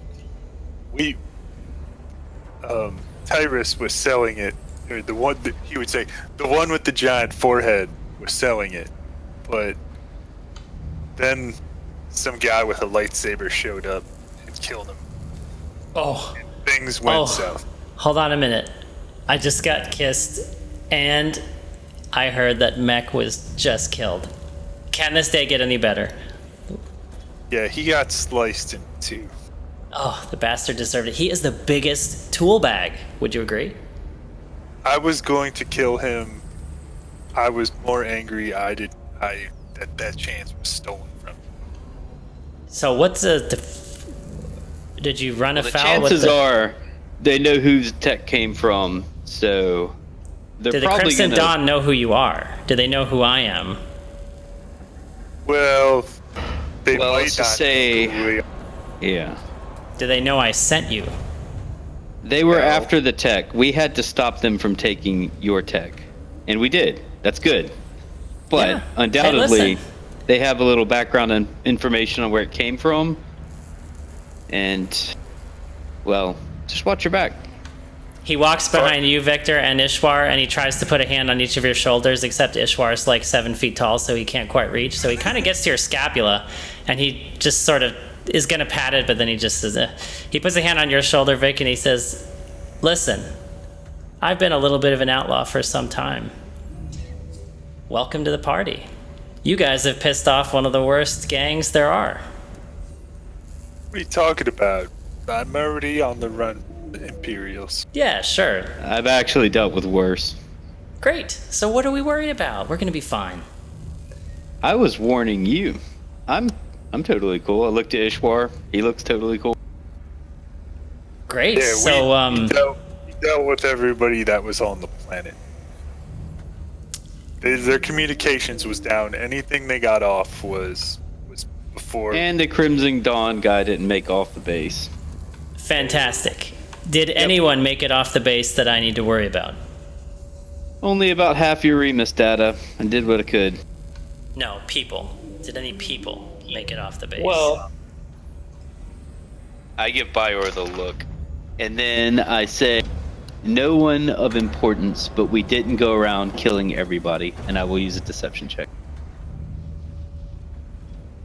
All right. That's not. Is that a deception? Yes, because somebody Yeah, of true. importance did get off the base. Well- And I said no one of importance got off the base. And I got 3 successes into it. I think I could feed off. Oh, you don't need it. You succeeded. So. He's 3 successes, 2 advantage. He buys it. He looks at you and he shakes his head. Fair enough. Fair enough. Listen, I'm happy. We got the tech back. I need those schematics, though, if you please. And I'm hungry. So I'll send you what I got. Bing, bang, boom. There it is. And I'm Enjoy gonna the go get Crux some to eat. decoder. You guys are going to have a great time with it, I'm sure. And Kip. Oh, hey. You got any data spikes on you? Yeah, sure. I need to buy some. Nah, on the house. Here, take 2. Oh, excellent. I smile. Can you add those, or do I need to? You're going to have to add them. Data spike, data spike. I will do that. And okay, so while I'm working on that, Kip, he takes about 10-15 minutes to get the armor. He plugs it into a data pad he has, and he starts sort of activating various features on it. You can see on the sleeve, on the right sleeve, there's a flexible display that, when activated, will put telemetry from R.E.M.U.S back to your wrist, so you can read information from him.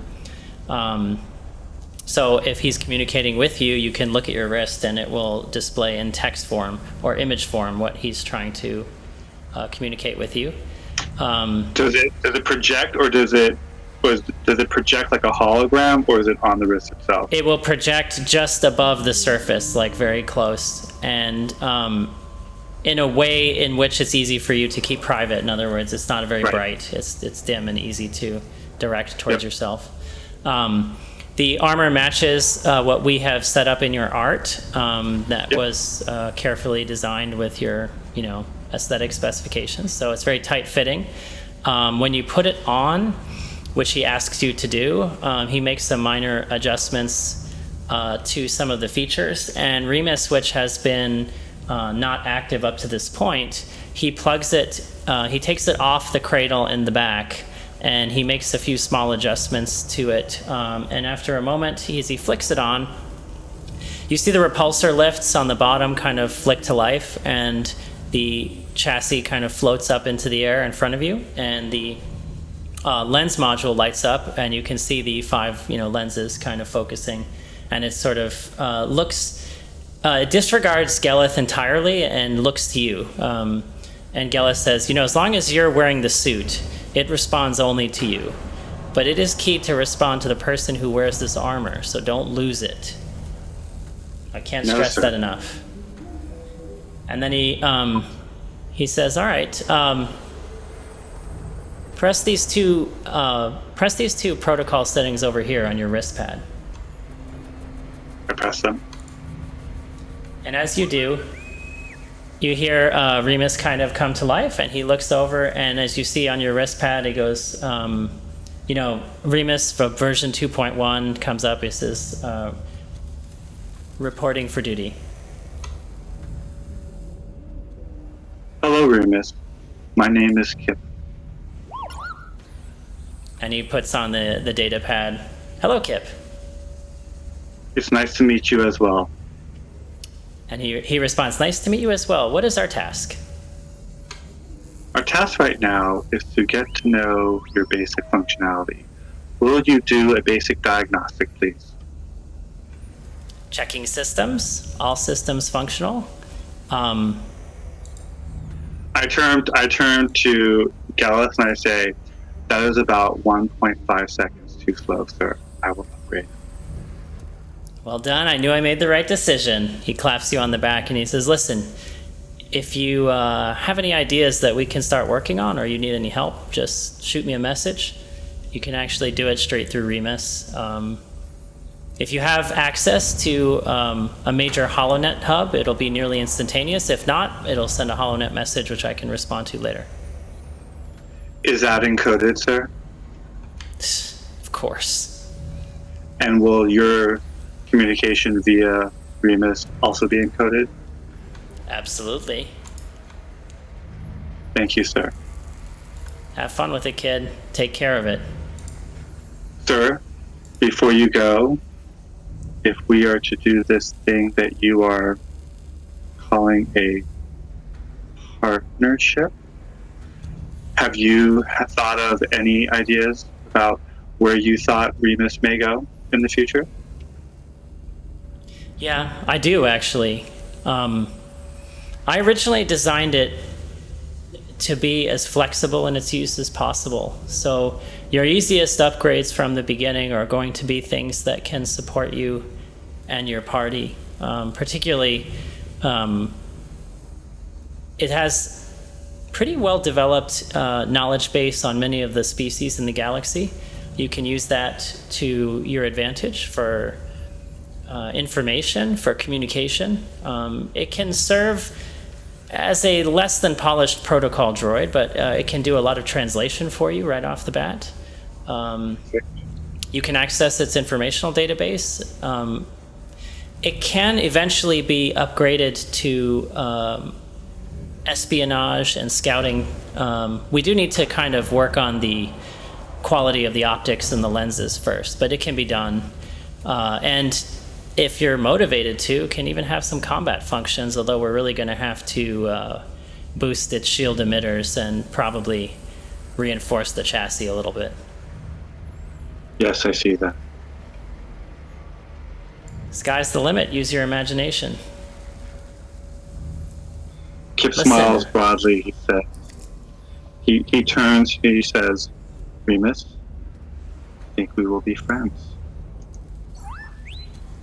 He says, Yes. Yes, sir. I'm happy about that as well. And then Gellyth claps you on the back again, and he says, listen, I got a bill to settle with your furball friend over there. Have fun. Thank you, sir. When I will come up with schematics, and within a fortnight, I will send you my report. And real quick aside, Kip, do you have sufficient experience to activate the crew module 1 talent? Crew support module 1? No, not yet. Okay, all right. Nope, I'm all out. Okay, so Gellyth disembarks the ship, and he meets the rest of you in the bar. Tyrus, where are you at now? I've been in my chambers making my lightsaber whiz around the room several. Okay, all right. So he goes to the bar and he finds the rest of you. And after about 10 or 15 minutes of kind of getting to the nitty-gritty of your contract agreements, his team completes the installation of the additional medium laser on your ship. You now have 2 weapon emplacements to use. He transfers 5,000 credits to whoever's keeping track of the credits. Add 5,000 to your total. Tyrus's job. So Tyrus, add that to your total. Ka-ching. And to Ishwar specifically and personally, he transfers 2,000. Pleasure working with you as always. It Listen. looks like they want me to stay on with them for a while. Yeah, I think you should. And listen, I have a lead I might want you to look into, and I have a feeling you're going to be personally interested in doing so. Also, could you set this cam up in Jinsa's room? Kick a little tip for you, Ishwar. That's already been registered, sir. That's already been told to Kip to do. He's probably not the most inconspicuous person to do that. It's not exactly stealthy. You were saying? Yeah. Go on. let's just say I have a nice opportunity to throw a monkey wrench in the Empire's dealings. If you want to look into it, I'll send you some info. Before he even finishes, send it to me. He interrupts him to tell him, just go ahead. Yeah. I'll get to it, buddy. Here, take your money, go have a drink, relax with your new friends, look out for the kid, right? Yeah, I already had to. Good. He did a good job out there. I was impressed. So listen, if we don't have any other business to conclude, I gotta get going. Before you go, you don't have any more of those detonite charges on you, do you? Listen, if I had the detonite charges, I wouldn't have needed you. No offense. Hey, I know. I was just seeing if I could purchase a few off of you. If you had any more, just for the No, future. Not yet, but I could probably find some for you. Okay. Just keep us in mind. I have a feeling we might need them. I have a feeling you will too. I haven't known this little merry band very long, but they have a way of creating quite a swath of chaos behind them. Well, That being said, they're very skilled yes, in a way I haven't seen in a long time. all of you are very skilled, and unfortunately, I think that's going to start attracting attention. But hey, just remember, who's been your buddy since the beginning? All of you guys. He's just... Stay safe out there. Thanks, Vic. And data spikes, DM, Oh, yeah, sorry. and BRB. I'm transferring them to your inventory. Alright, so up to you guys where to go next.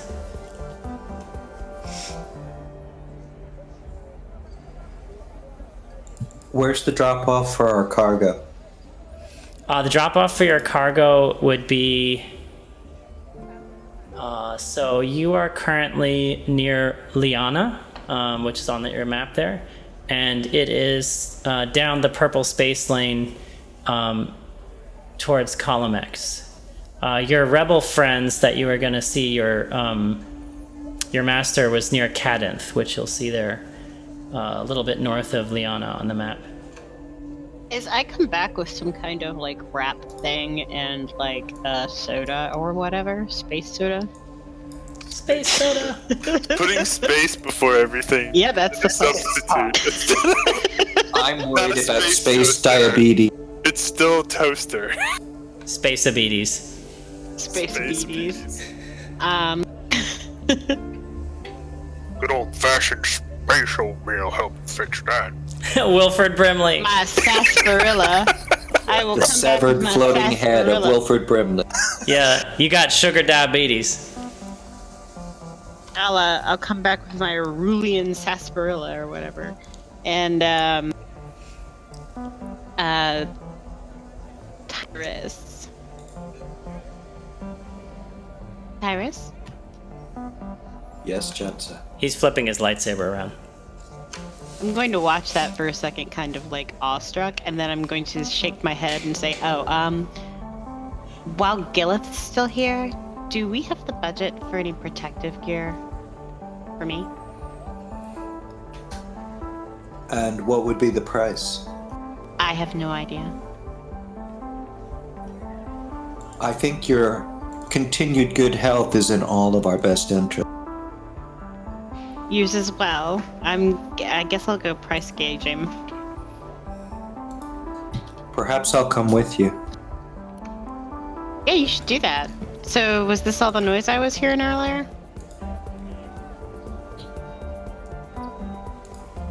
Let's just say that my questions as to why I was drawn into this are starting to fall away. My role in this process appears to be clarifying. Kind of sounds a little spooky, buddy. That's okay.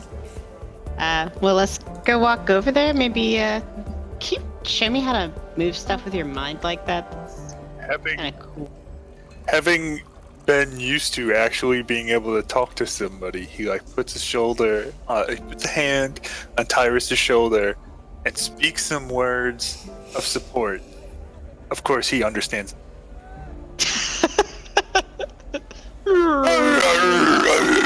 Yeah, sorry. Well, I've secretly decided, behind the scenes, without anyone knowing, to learn Wookiee. Yeah, I'm learning too. All right, so at the end of the session, I'm gonna need education rolls from both of you for downtime. But for the meantime, we'll go catch Gellyth. So Before we leave my cabin, the severed battle droid head, yes. can we inspect it for anything that might be useful and/or valuable? Oh, fair point. Yeah, you can do a perception check of average difficulty. Do you want me to lead since I do it in half the time, and that way Gellyth doesn't leave us first? I have the same. Oh yeah, that's right. I will boost give you boost dice. I will look it over with What you. kind of? What can we hawk out of this? Is it mechanics? They're just examining it, so it's just going to be perception. So you rolled 2 successes and an advantage. Basically, this, aside from being a modified version of one of the heavier battle droids from the Clone Wars days, which has been upgraded considerably, really just see broken servos around the neck and some wiring and circuitry. Maybe it can be salvaged for some parts, but other than that, perhaps a little better than a trophy. I carry it under my arm. I'm going to take it to Kip to see if he might find it interesting. Yes, yes, sir. Kip, I realize you're quite talented. Any interest in this little trophy? Oh, spare parts. Yes, please. Okay, Kip, so as you take that from him, Before I leave, though, I ask Kip, I show him my Vibrio knife. Any way to upgrade this? Oh, how would you like me to upgrade it, sir? Can you add extra stabbiness? Normally, what one does is there are a number of attachments I know that can be added. I would have to make that, or we could buy it.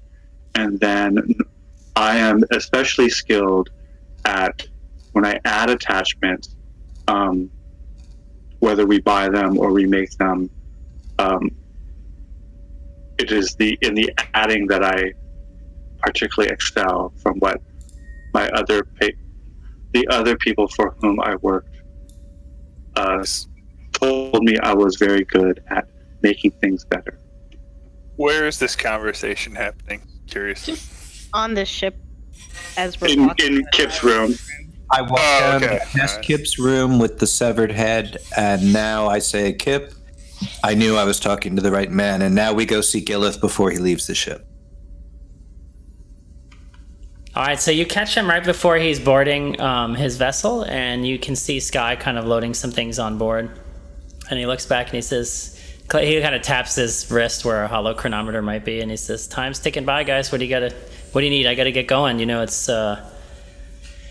long space lane to Hut space." I was gonna say you're leaving without saying goodbye, but since we're done with niceties, we need some armor. I was just gonna get a quick price check. If you've got a catalog or something we can look at, we can just buy it from you next time we see you. By the way, go ahead and roll. Anybody who wants to roll roll an average difficulty vigilance check. Ooh. I need to put ranks in that. I've I'm got, still like, a bonus. eating. What do I have? Do I have something that gives me a bonus in that? I know it's Alright, all over my... Ishvar notices nothing. He rolled failures. Okay, You so have uncanny Kip, you're on the reactions, you get a boost. Kip's on the ship though, Yeah. so I don't think he's there. No, I thought we, Tyrus and I went down to go meet him, yes? Oh, okay. So if you're there, both of you, there was a total of 7 successes rolled. Kip and Bior notice that when he says hut Not me? space, he winces for just a second as if he let something slip he didn't intend to. So with would I be able to give my one advantage point to give them a boost in anything? Would they notice anything else?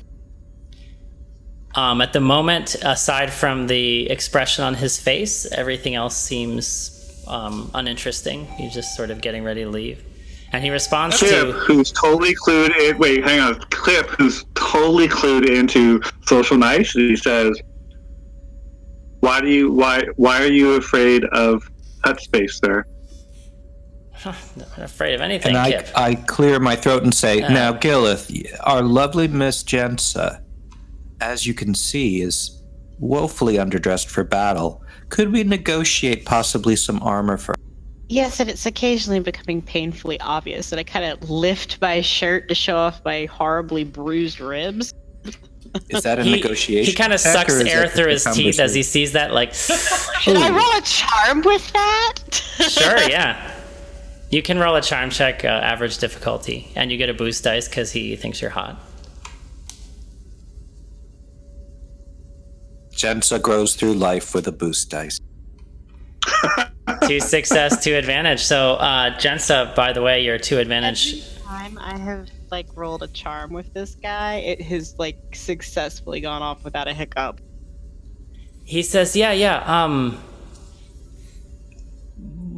thinking what might look good on you. What are you wearing now? And he kind of walks over and kind of inspects your clothing. So he's like, basic heavy clothing, not much protection here. I don't really foresee you in the heavy armor sort of look. Correct me if I'm wrong. No. I think I got something better for you. This is a really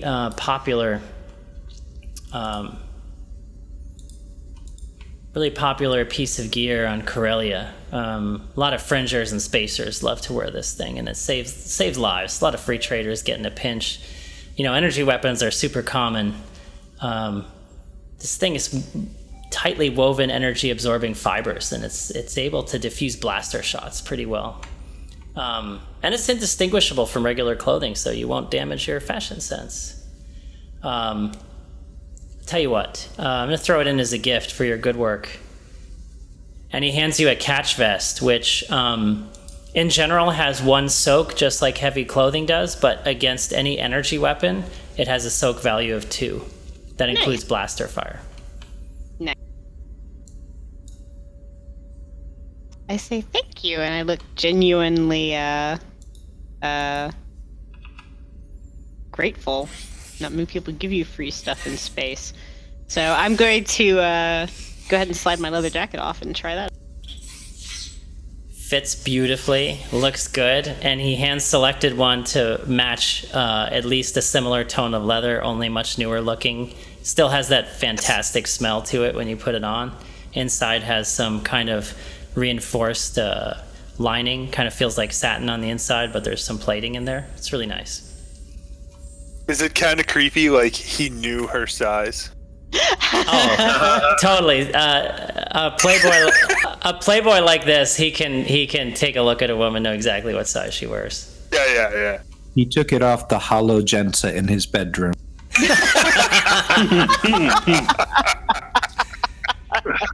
It's like this Guy bad. runs a So bedroom. Thigh-high, gross. So thigh-high, hooker heels, bunny rabbit ears. The Like the Jensa new protocol. Blade Runner movie with Sky. Oh my goodness. I'm gonna have to get that out of my head now. All right, Just so picture the hollow with goosebumps. It's cold and No, she looks genuinely touched. he winks at you, and then he puts his 2 fingers and whistles really loud. Sky takes a look up and kind of shakes her head like, ugh, and load up, and he kind of climbs up the gangplank as it goes behind him, and he flashes you a salute, Jensa, and takes off. Wait, Tyrus, didn't you want to ask him for something? Too late. Okay. You distracted him I with Jensa. did. I That's what asked happened. him. You meant to ask for my materials. I didn't want to push my luck after Jensa's. Weren't you gonna get some armor too? I say as he flies away. Yeah, you see his rather beautiful ship just take off. My robes are too good for battle, unfortunately. So did anyone catch his reaction to the hut comment? The Yeah, hut that's space. about the same reaction I have when I go to hut space. I say as I start heading back to our ship. Victor. Yeah. Yes. There was something. Victor, make for me a hard vigilance check, please. Okay. Oh, That is snap. 3 successes, a triumph, but 2 threat.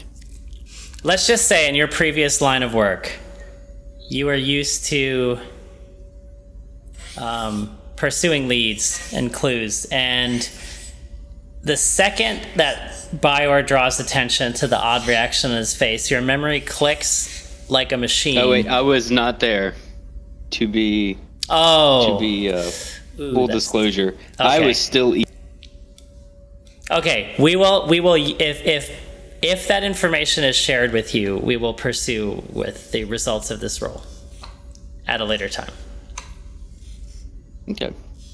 But for the record, wasn't there. I didn't know But that great. when I Jensen's do commented- come back to the ship and I see Jensa and new armor, I'm like, where'd you get that from? The new digs. Gellyth gave it to me. What do you think? And I twirl. Oh, it's body armor. Oh, totally meant to get some. Shit. Yeah, Tyrus is gonna get some too, but he kind of like pulled out a bunch of stuff for me and then flew off with a salute before anyone else could say. As she bats her eyelashes. And I mentioned I shake my apparently he head. has some business in hut space. Yeah, apparently he Okay. was. That's been Now they say that. Do I get anything? I mean, is Bior telling you specifically about hut space? Well, I saw the interaction between him and Jensa. I'm there, so I just interject and I just add in. And by the way, yeah, you should have asked him for some armor because he's going to hut space, and that's a pretty good place to find it. They seem pretty cringeworthy over. He seemed actually really uncomfortable about going there. Ishwar adds I that say it's a good goodbye. place to wear armor. It's where It is a he great place to wear armor. If I understood currently where anything of what he goes, Ishwar said, Whatever the Wookiee said.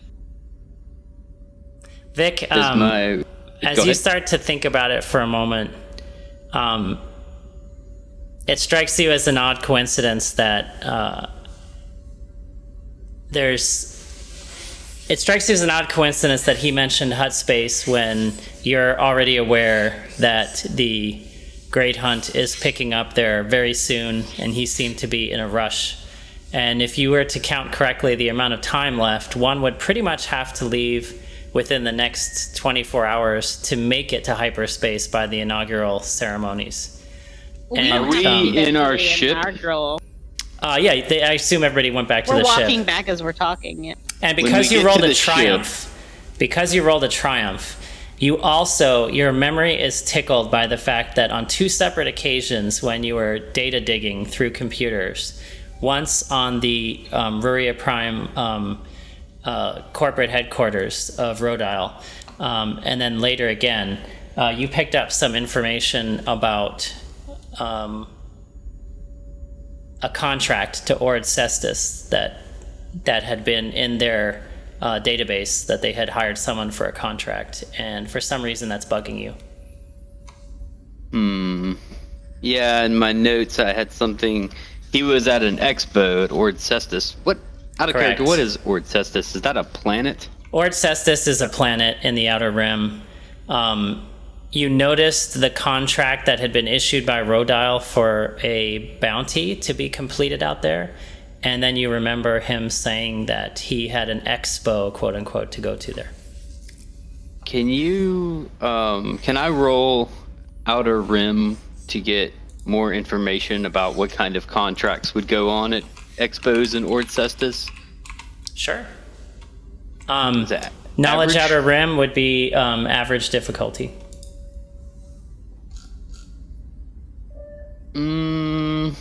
What about Underworld? Can I look at it from another angle? Yeah, I got I'll say one because advantage, but you no roll an success. advantage, I'll let you look. I'll let you roll it from an Underworld perspective. I'll bring it up to the group, actually.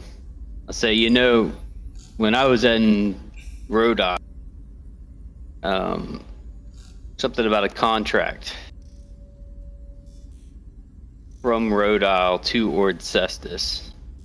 And Hawk had mentioned to us prior he was returning from a quote-unquote, air quotations, expo at Ord Cestus.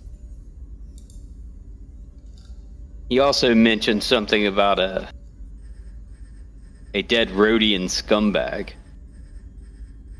And now he's heading to Hud Space 10 days before the inauguration of the Great Hunt begins. I think. Do we need to be there for the inauguration? If we're gonna Ishwar participate? seems a little excited about that. Like, yeah.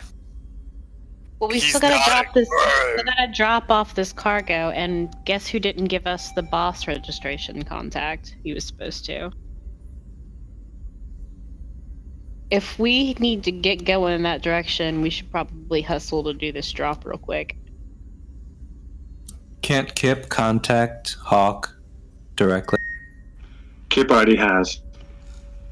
He's Can already you ask doing that. about You the see, boss registration? Because that's going to be an issue. That will be a huge issue if we're gonna compete, particularly since our name isn't on this ship. And I yes, believe we're supposed to be I've already written. I just supposed to finished. pass through where the ship is, right in the Tyon cluster. So Yeah, we're I mean, gonna- essentially, we're gonna it's stop and see the old master. Yeah, What about dropping our cargo? we need to do that first. Let's drop the cargo. Let's go check on Master Nguyen, and then let's head to this thing before we miss our opportunity to get rid of that crazy psycho Empire killbot that's assassinating people. And Do we make have that a way name of? for ourselves as bounty hunters in the process? and as an out of character aside, who has Dr. Bendix's device and where is it being kept at the moment? I think the bento box is just like in the hull of the ship. Okay. And as far as you're plotting the course out, if everyone can see the map, I'm going to share it again. You're currently at Liana. It will be about 8 hours to get to Cadenth in hyperspace. You can either go to Cadenth where the rebels are, or you can proceed down the major hyper lane, which will be approximately 8 hours as well, to Column X, and that's where your drop is going to be. But if you go to Column X first, it's going to be double back to big go to the purple one. rebels. We're Okay, at so Cadenth. Leia. You're currently at Liana, which And is Cadenth is where the drop off is. Cadenth is where the rebel ship Tenacity was last reported, and Column X is where the coordinates for the drop are. So they're in opposite directions. If we have a long range communications, can we just verify that the master's okay and got his remedy? Or is that like we I can't can't get use this channels map to talk the to them size of- or something like that? By the way, Tell Jensa, if you right-click the map, a wheel comes up. At least it does for me. I assume it does for you as well. Yeah, it does. And there's one called Resize, and then click Original Size, and it'll go back to what it should be. The map doesn't go much further than column X on the right. It's kind of cut off. Okay. No, I okay. have to add expansion to the map when you guys discover what's beyond This that. is just the northwest galactic. This is basically what our maps show us. I really want to check on Master Nguyen. Yeah, I don't want to make this drop until I know that this that Buttface has made his end of the bar. Well, weren't we told I love that Victor is so racist to aliens. It's so amazing.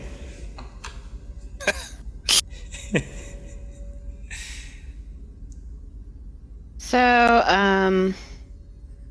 Ishwar, I'm just gonna take a gander and assume you've got issues with the Empire. Yeah, like he's. a very hard affirmative yes tone. Actually, that's probably one word you would understand. I mean, it's complicated in Wookiee. I'm going to voluntarily roll a cool check. To be completely honest with you. Oh, I'm cool. We're all the sort of people that 20 some odd years ago would have probably ended up in the Order, if you take my meaning.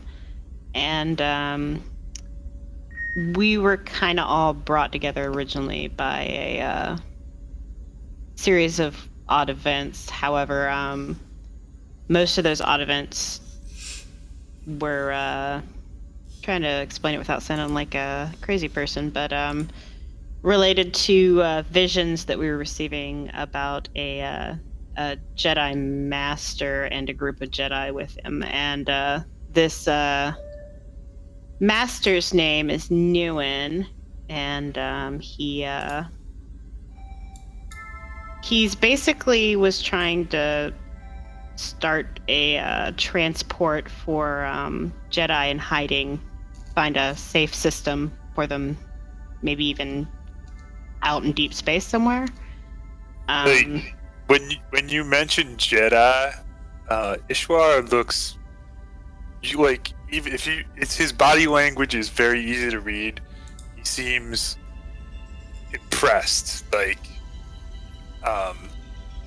that makes Ginger feel really better because she looked really tense. You know a Jedi? Can I understand him at all? Or probably not. Like he would. You can type it. Like he would say that to her, and when she blinks, most likely. I mean, he would get a pad and Jensa, if you would just roll an average perception, you could read his body language. She's trying to bridge language, but she'll get a data pad out if need. So yeah, even though how do you look at someone and generate threat? No, I mean, so threat, success or failure. Success. Meaning you succeed in what you're trying to do, so that's simple. You succeed in reading his body language.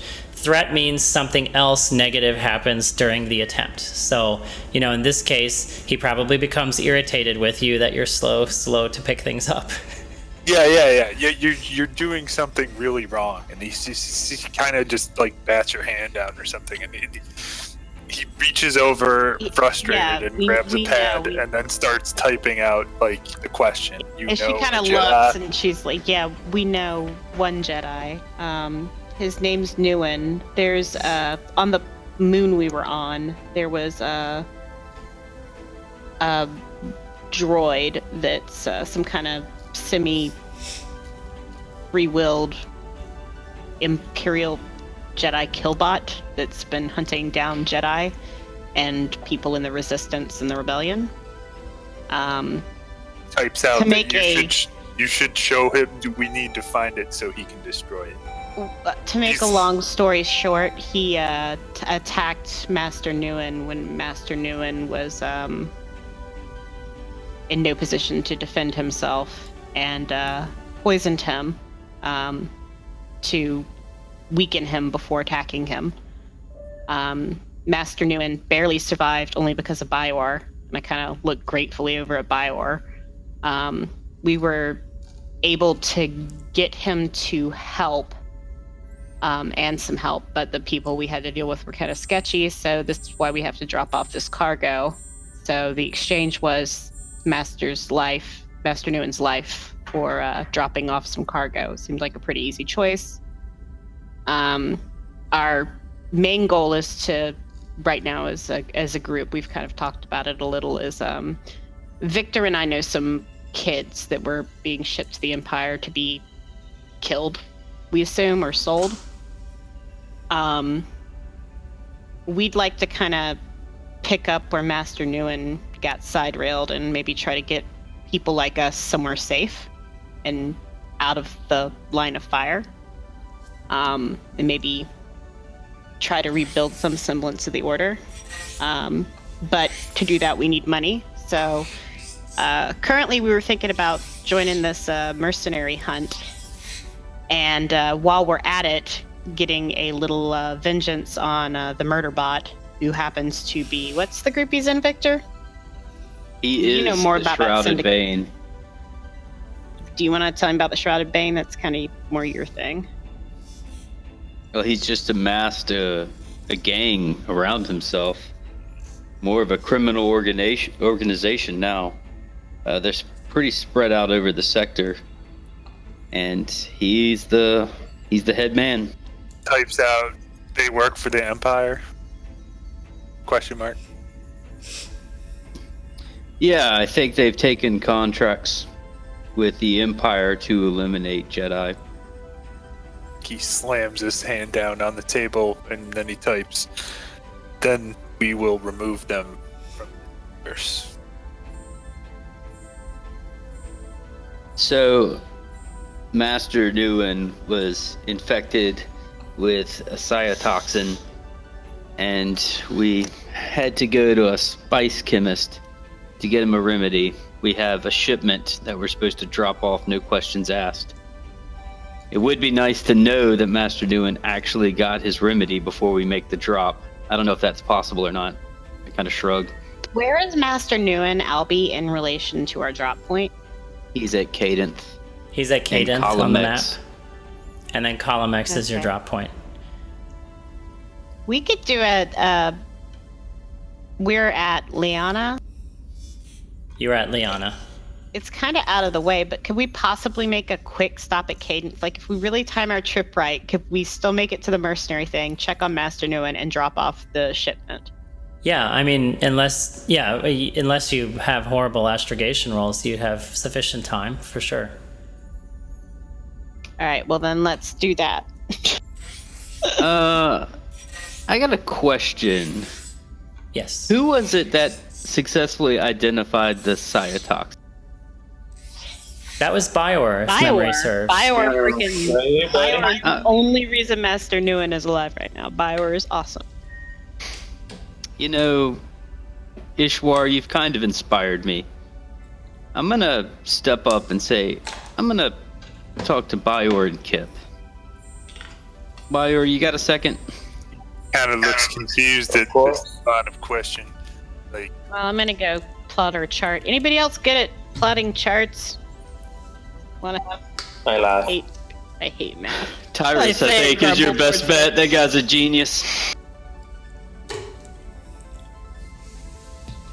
I do pretty well at math. Well, why don't you come up front and help me plot these horrible charts? You hear Kip sort of laugh Sorry. at himself when he hears that. I can't help but get the mental image of Jensa twisting her hair in her hand and being like, math is hard. Hard. I went to go shopping. as I'm gonna try she and, wears her new jacket. I'm gonna try and get Kip and Biowar together. I don't know if Kip is in the main hall with us. What do you got in mind? You know, It's not a very big destroying. ship. You can always. Yeah, you yeah. can always Anybody go can hear us, but just making sure you guys are there. You know, this guy Crate, this smug fucking droid. I don't want to just destroy this guy. I want him to be bested, and I want him to go through what Master Nguyen went through. And I'm thinking the three of us can work up something to dish out the kind of punishment I think he deserves. Yelling from the front. You mean poisoning him so that you can monologue over him as he dies slowly? Yeah, restraining, exactly. You mean that. computer virus? restraining Exactly. bolts. No, the restraining bolt would stop him. He frustratingly slaps something away and then picks up a computer board and starts typing about restraining bolts that wouldn't let him do it. We can literally just carry him around. Why are there coffee splatters all over all the walls? What I want to do Coffee cups. is Not coffee. Hulk's here's my thought. While we've got time, I want Biowar to tell us everything he can about how cytotoxin makes somebody feel. And then Kip, if you can work with me on the droid tech, I'd like to code a little AI to give this guy a taste of his own medicine. I can help with that. How would we deliver it, though? Maybe we could load it into a restraining Remember, he bolt. shivved our Rectally. master. If we can Shivved get master. maybe a shiv Ishwar can carry that will deliver the AI on a stab, that would be a start. Make sure he can't download himself out while you're monologue. A good point too. Well, I mean, we could probably come up with a poison, but the one that Master Nguyen was subjected to was quite advanced. That's why I think we should start working on this little piece of code. We get ourselves a virus. So, can I get a boost die from Scott for plotting Astronav, and how many checks do you want? Easy check. You only need to make one check, and you can take a blue boost dice because he's helping you. Can I also spend a force point? Yeah, you can spend destiny points. You got plenty of them. So just Ishwar upgrade the roll. adds to Sweet baby Jesus. data pad. Wow. And during Oh, Wars. so you carry the decimal. Oh, okay. Okay. during the Clone Wars, they had specialized grenades and weapons that were very useful against droids. I'm experienced in using them. If we get, If I understand you correctly, Victor, sir, you would like to not just destroy this droid, but to make it suffer. Is that correct? Yeah, revenge is a dish best served cold, Kip. Then I suggest a two-pronged approach. One is incapacitation. But basically what the Wookiee just said. We incapacitate it, and then we download the virus and watch it from afar as it succumbs to, as its systems slowly fail due to the virus. You can hear R.E.M.U.S kind of shudder as you do that, as you say that. I say, don't worry, R.E.M.U.S. Nothing like that will ever happen to you. I will make sure of it. or we can reprogram it. He types, or we can reprogram it, and it's really aggravating to him because like his fingers are too big, so he keeps having to delete. All these misspellings. Yeah. There's a lot of extra letters. We in the can words. pre-program Can we it. just can we work out like a Cricket wireless data pad? And he's Or a like, jitterbug, that's what it's called. he's The like, jitterbug.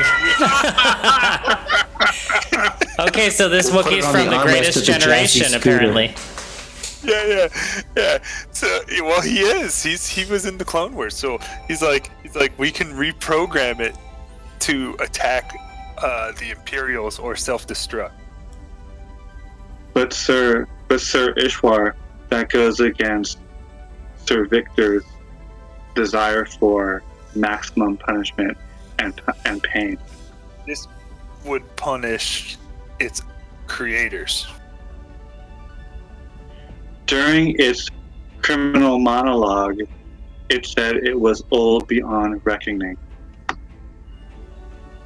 Okay, he said he's kind of nods. He didn't realize that. That's interesting. That's fine. He He's happy basically to like destroy any drugged toy the Master Empire has. Nguyen and then like shivved him and monologued to him while he was bleeding to death about how much pleasure he takes in killing Jen. Oh, so it's an He was HK. more than bleeding to death. He was succumbing to this terrible toxin. So this is an HK unit. This is an HK unit. Yeah, basically. okay, that's what I thought. But he's not cool like HK. He's just a dick. Well, HK was a dick. He was just your dick. Imagine HK unhinged from the need to please a master. And Exactly, which is what with he wanted. a little bit more of a criminal genius to him. Just an idea.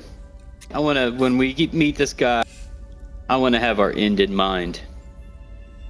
And I think making him suffer and pay for what he did is... Who else worthy. does he work with? It's a good question. Unfortunately, he got away with all the Shrouded Bane. They're heading Victor? to hut space. Victor, sir, For this event. if you might recall, we salvaged a number of computer and console components from KR8's lab. We might be able to go through it and scrub it for any insights into KR8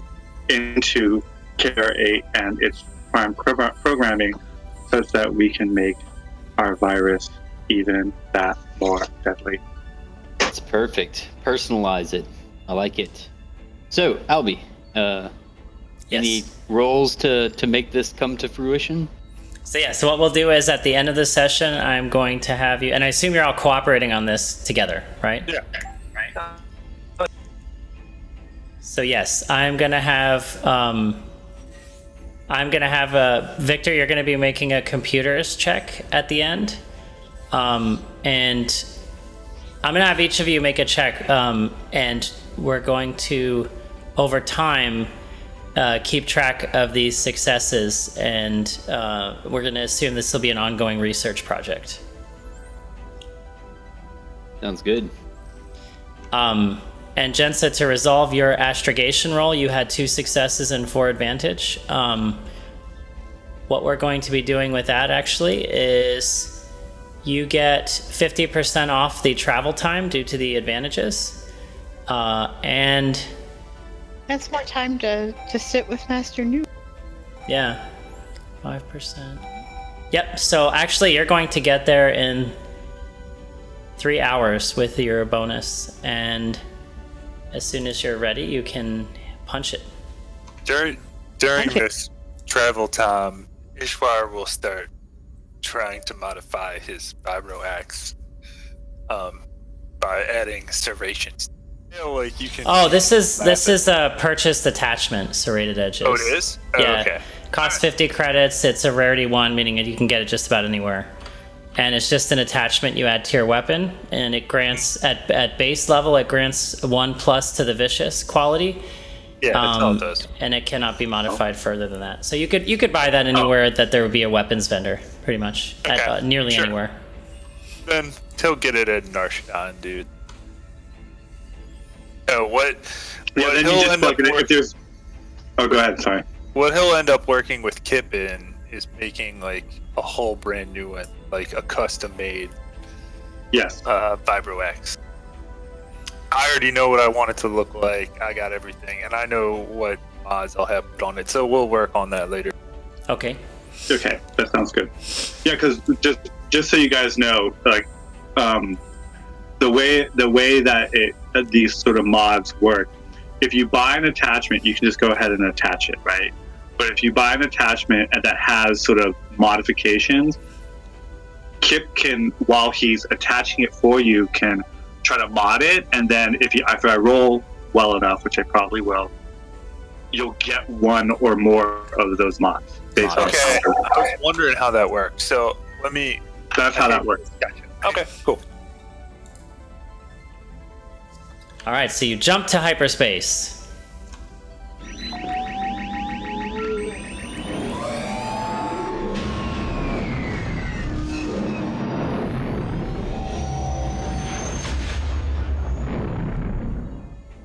So actually, yeah, Ishwar might have that conversation with you during travel. He'll break down the design. He won't have the conversation. He'll angrily throw his hands and fingers on a pad and see if you can decipher the extra letters and content. He'll draw Understood. a picture for you. Yes, that actually what Kip actually says after he patiently, although patient, he clearly is getting annoyed, but he's patiently waiting for you. Then he say it. Then after you finally wind down, he says, "Draw a picture and label." And color code the labels, please. Oh my god, the label. Hey, you'll He's get one. going to grade you on it. So while you're in the 3 hours of hyperspace, anything anyone's doing? I'm being stressed out in the front because I'm worried about Master Nguyen. Yeah, I'm gonna We start. Yeah, don't we roll the computer check? We're going to do that at the end of the Or- session shortly. Well, Oh, okay, before got we it, got leave it. the session, Tyrus has made up his mind. He's calling El Adair, and the cybernetic implants are going to be placed. Okay. So Tyrus says you're not even sure quite Take a how to do nap? this. Is that but, what she's? what? She's basically saying, "I'm gonna take a nap. Bye, y'all." Yeah, and yeah. Gonna go to the quarters. You're not even sure how to do this, but he said just call out to him, and so you hold Talshandir in your hand for a second, and you just say out loud, "Okay, I'm ready." Nothing happens at the moment. Implant me. That sounds interesting. So yeah, you say that out in the room, and at the moment nothing happens. And as the 3 hours tick by in hyperspace, you come dropping out of hyperspace, and as you come out of the cadence system, you had previously received specific coordinates, but you can tell when you get there that obviously something has gone wrong here. There's a lot of debris. You can see the remnants, obvious remnants of various X-Wing fighters and TIE fighters. And you can pick up a trail leading further into the cadence system. And after passing what you probably would count to be a good squadron of X-Wing fighters that are sort of destroyed or in pieces, no obvious survivors that you can find, you follow the trail for about an hour using your sublight drive, and just you're out of hyperspace, just kind of cruising through the area, tracking the debris, looking for energy signatures. And as you, after about the first hour, you're picking up a signal of a large vessel, and you instantly are hailed over the comlink. I'll pick up the call. So as you answer the call, basically, you hear just a calm voice on the other side. Please enter your clearance coordinates. I'm sorry, please enter your clearance codes. Do I recognize the protocol as either Imperial or Rebellion? Yes, you do, and you do remember the last time you saw Kiara Jeth, Major Jeth back then, who was the Special Forces. She gave you instructions on how to respond to this trigger, which you follow, and they forward you additional coordinates, and as you follow them, you see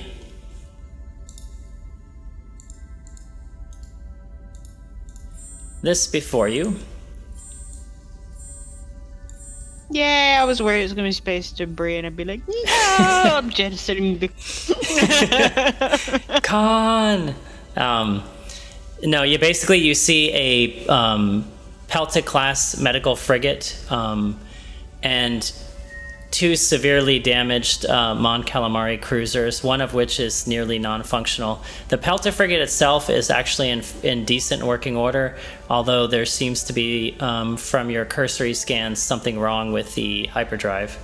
And as the comlink comes on again, knowing who you are, they are cooperative with communication with you, but not particularly friendly. And they say, Major Jeth briefed us as to your identity and your role in the recent events. Commander Straith would like to speak with you at your earliest convenience. I will inform you this is a military vessel, and as such, your ship is subject to search upon landing. If you have a problem with that, do not land. I immediately look over to Victor. Ask him about Master. We're just here to pick up Master Nguyen. Pick up Master Nguyen? I'm sorry? I don't know who you're referring to. And then you see on a subspace coded channel a holotext message saying we don't speak of such things over these communications. Just ask him if I'll respond in the communication. Need to verify he is made it through his condition. We are worried. He says, I don't have the clearance to discuss such things. Our commanding officer wishes to speak with you. Well, we'd love to speak with him if our vessel's not going to be pilfered. Since the guy's being a dick, Jensen's being a dick back. No one is pilfering anything. We are at war, and we need to make sure you are not criminals or terrorists.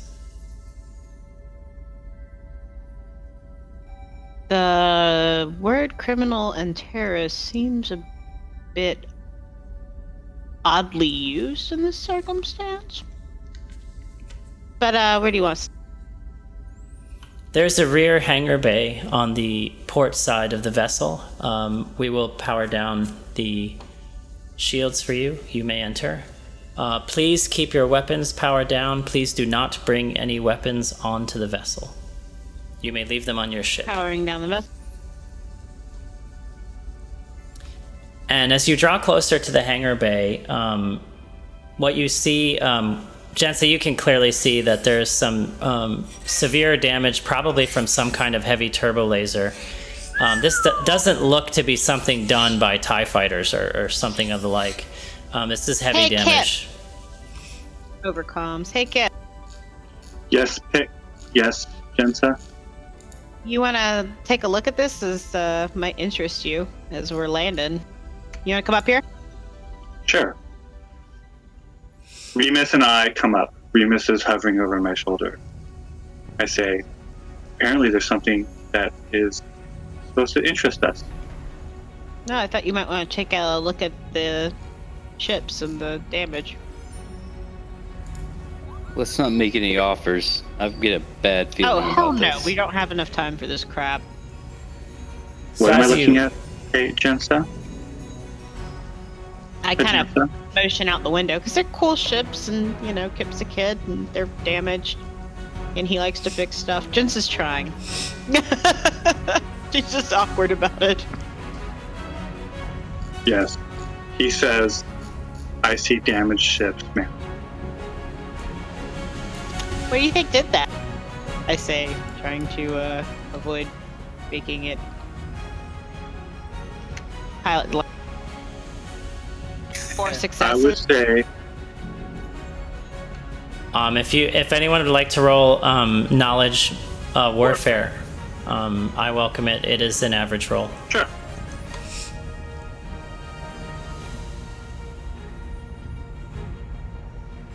I don't succeed. I rolled exactly. Okay, so we rolled failures, but Bior had a bunch of advantages. And, I got 4 okay, advantages. Kip rolled 2 successes, 3 advantages. So you can tell this is, Kip, you can instantly, your mind picks up on the pattern of damage to the hull, and this looks like heavy turbo laser emplacements that you would see on Imperial capital ships. Not something that most frigates of this size walk away from. Based on the scorch pattern as well as the placement of the impact, I would say those are Imperial force cannons, ma'am. Well, that's kind of neat, huh? Like any awkward mother. That's something you don't see every day, huh? As she bounces you on her leg. You would see that on Rebel Scum ships, of course. Oof. Oh, this is gonna be fun. Okay, This is gonna be real fun. I just say blanket over to Victor. Kip staying on this ship. Let's just get in and get out. All right, So so gives him an I'm angry liking this growl. less and less. I didn't like it at first. I don't As like you the put- guy's tone. as you This is put the getting ship real down awkward. in the hangar bay, you can see a number of X-Wing fighters that are being worked on and repaired. Many of them are damaged.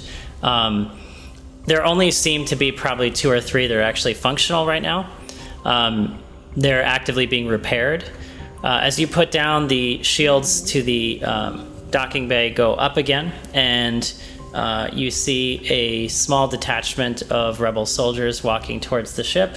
Their weapons are, they have some rifles slung over their back, and they walk up to the gangplank, where the gangplank would come down, and they merely wait patiently. Has All right, anyone so I'm thought telling- about what we're going to do with our cargo? To the crew, to the group in general, I'm going to say somebody else should probably stay on the ship with Kip and not let them search. Let me talk to him. Give them the runaround. Ishwar can do But- that. Indeed. I will go down to meet the contingent. These guys are really twitchy, so I think as few of us as possible should probably go check on Master Newman. That's will- just my opinion. I will assist Victor. I'm a good who's coming wingman for social skill. Who's getting off? Who's staying on? I think Bayor should go because it's a medical question. Yeah, please come, Bior. Yeah, I'm going. All right, so me and Bior, are we doing this? Let's do it. I'm coming down.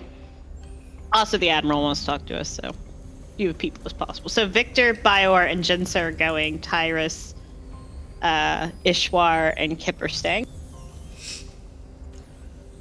I'm thinking I might have to use force powers to deceive keep them out of the into believing they've cargo, already yeah. searched the cargo bay. Yeah. Yeah.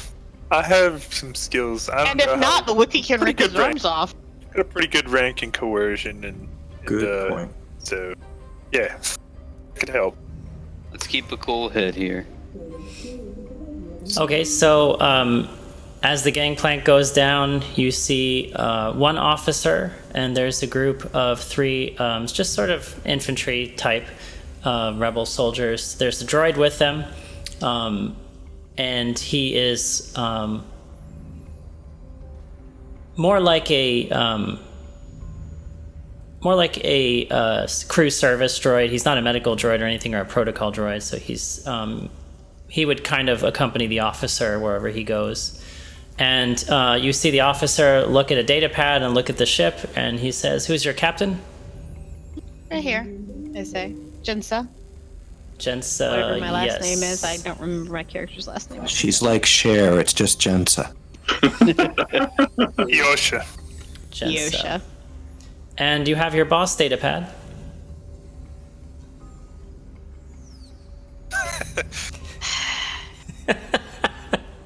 I'm gonna say, you know what, let me go grab that and go back in and go straight to Tyrus. Tyrus, they want a boss data pad. Well, has Kip managed to communicate with Hawk to tell him of our need for the data? In the 3 hours. Has Hawk gotten back to me? No, not as of yet. Nope. It's called Tyrus talks to the guy and then gets back on the ship. You take out the mouthpiece. Hold on, I left that on the console. Let me just go get my Jedi to You guys mind are all fuck you. What are they gonna do? I You will can see come the back with officer is Tyrus. like waiting for someone to come out again, and he kind of turns to the three other. I'm going to go down and do a negotiation check and tell him, no, or would that be a coercion? You tell me what you're going to say, and I'll tell you what the check is. I'm basically It's like going to you talk convince it him down or that we were in a battle and our pad was damaged, and that's perfectly legitimate. All right, let's dispense with this, please. If I delay any further, it's going to be my ass. We have a commanding officer. He wants to speak with you now. Leave your weapons on the ship, please. Do not bring them aboard. And we want all of you to accompany us to the bridge. All of us. Does he understand Shariwook? Are you saying that out loud in Sherrybook? He does not. He just looks up and he's shocked, completely shocked to see a Wookiee on board. As he looks down at a data pad that he has, and it's almost as if he didn't think there would be one on the ship. I'm gonna look at him and I'm gonna say, here's the deal. you're going to put us in front of one of your commanding officers, but we have, pointing back to the ship, non-vital personnel who are on a need-to-know basis. So if you want to talk candidly to us, we can't bring the whole crew. That's ridiculous. We need the hired hands to stay on board, and I will attempt a deception check. Okay. It And is I'm going. just gonna throw in. Furthermore, we're just here because you have someone that is with us, and you're the ones that want to talk to us. I don't see why you're hassling us. Does this really have to be more complicated than it needs to be? And I'm going to aid Victor. Victor, I want you to make a deception check. It is going to be average difficulty, but with 2 setback dice. As he has. Can we give him a boost? That's what I was well, trying Jensen- to Actually, if you guys want, the Wookiee can he can reach out and attempt to coerce this guy by turning him around and giving him a push, and I will use my intimidating skill to lower the rank by 1. And if you guys want to throw me some bonus dice, I can do that. Use a destiny point. Or we could do that. We have a ton of them. I have We a should skill that definitely use allows me destiny to lower points. the They're going to rank. go to waste. That's true. Actually, Well, that's for. So, are you saying? Okay, just to clarify, intimidating is for the coercion for a coercion check. Are you? I can use intimidating allows me to lower the difficulty of a coercion check that I make by however many ranks of intimidating I have, which is 1. Okay, but the and I question I suffer need one- is Victor going to resolve his deception check first? Okay, yeah, go ahead if that's what you want to do. That's up to you. I'm cool It's with just that. up to you guys how you want to play Or it. they but- could give me a bonus, or they could give me Yeah. a boost dice. I'm just trying to convince this guy that we have personnel on the ship that are not vital and should not be privy to the kind of conversations his commander is going to want to have to us. So if they want to speak candidly, it's best if they just leave these people on the ship. Just leave them alone. Let them think everything's, normal operations. And you are going to have to upgrade the difficulty by 1. Can I counter that? Yes, you can. I And this can- is why I hate it I when you can roll intimidate- 600 of those destiny points. I will. 2 successes and an advantage.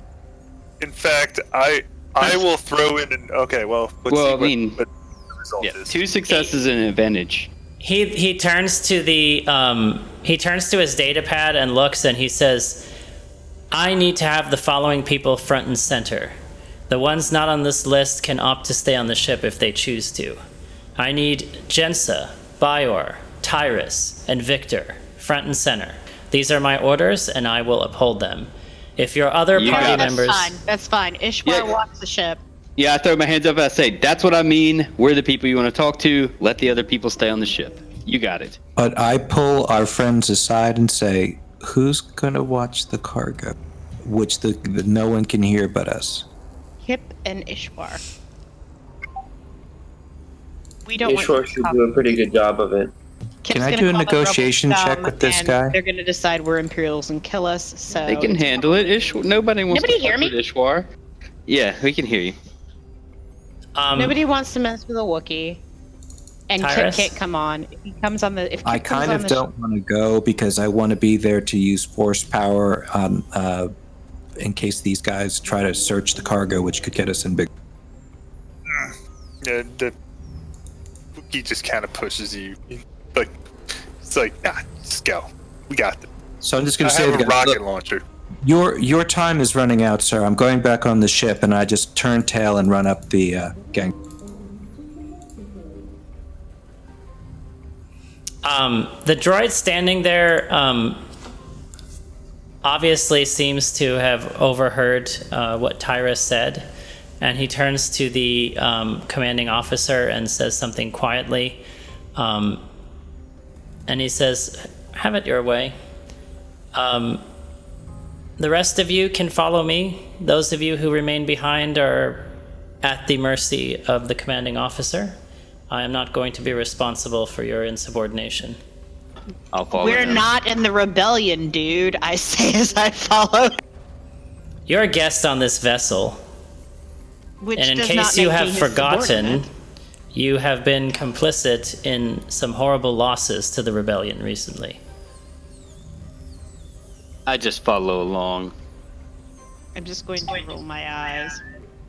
And as he kind of leads you up to the bridge, you walk into, you kind of walk past the normal bridge section, and you can see the operations and things. And it walks you into the captain's kind of private room, and you see Shagrian sitting there. And Chagrin. I'm going to show you.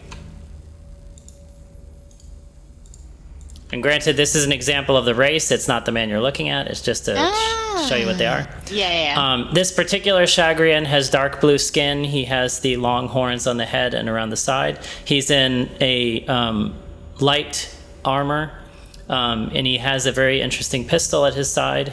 He's sitting at a desk going through some data pads. And beside the doorway, you see... kind of when you walk in the room, you see beside you 2 Rebel Spec Force Pathfinders standing there at attention. And the door closes as he surveys you. And he stands up for a moment and he says, Commander Ridley Straith, who do I have the pleasure of addressing?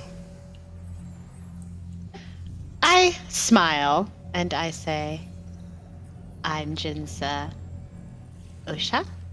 This is Victor Nash. This is Tyrus Vaughn. What?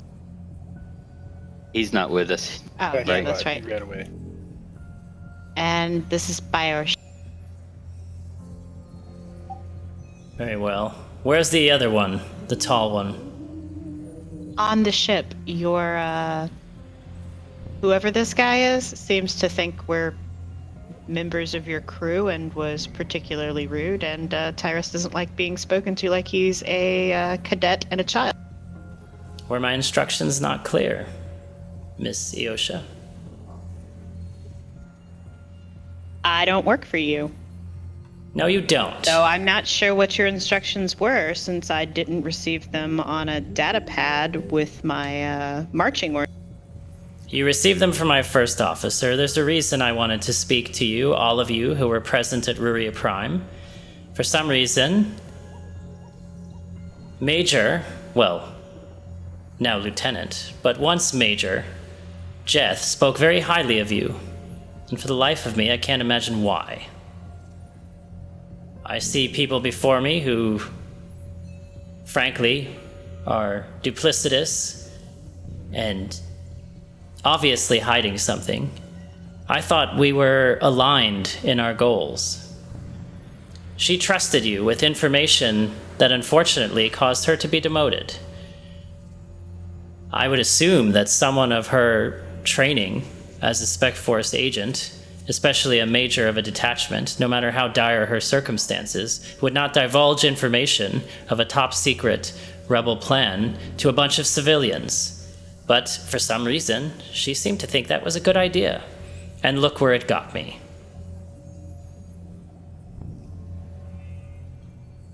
I wouldn't know anything about what is going on with you guys because we're still not in the rebellion.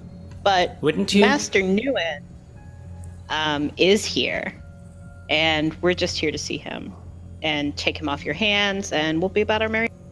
You're not taking anything off my hands, quite frankly. He's part of an operation which is incomplete. You know, Miss Gellyth... Are you holding him here against his will? Is that what you're telling me? Against his will? No. He was a willing participant and, in fact, an officer in an operation, which unfortunately has been leaked to a group of civilians who seem to be little more than self-interested pirates running around doing God knows what. Look, I don't know what bug flew up your ass, but we helped a lot of your people back there, and since we have flown up here, you've been nothing but assholes to us. Well, let me make it clear to you.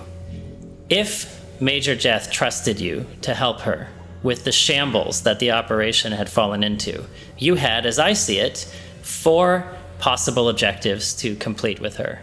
Either A, help Master Nguyen, which you failed, B, recover the device of Dr. Bendix, which you failed. C, recover Dr. Bendix, which you failed. Or D, apprehend the criminal who is responsible for all of this, which, you guessed it, you failed. We've lost 2 frigates, 2 cruisers, all in an effort to forestall the Empire just to save your lives so you could escape the moon, because we were under the impression you had assets, that you were helping this operation, only to find you vanish, Master Nguyen is nearly dead, and we have nothing. The operation is no better. We sent someone to bring Master Nguyen. And as for the location of the box, I want to see Master Nguyen before we have any conversation with that, because we're with him. As you say that, he flicks an eye over to one of the Spec Force Pathfinders in the back, and they look at each other for a minute, and he says, "Tell me more about this box." Did I stutter? I look at Victor. Listen. This is not your fault. I made an error in judgment, as did Major Jeth. It is not our custom to entrust operations like this to civilians, but we made an error in judgment, and it cost her position, and it cost me my admiralty. It was on my order that those rebel frigates flew into the Star Destroyers in a desperate attempt to buy you time to escape. I was under the impression that you had either recovered the Doctor or his device, or had some significant asset for Operation Ripcord. Otherwise, I wouldn't have squandered our resources so desperately. And Look, that was my bad call. I'm sorry you're in a fix, and obviously there were some wires crossed, because this is all news to us, and honestly, we came here feeling pretty grateful that you guys had helped us with Master Nguyen, and had assumed somebody did show up here to give him a cure, correct?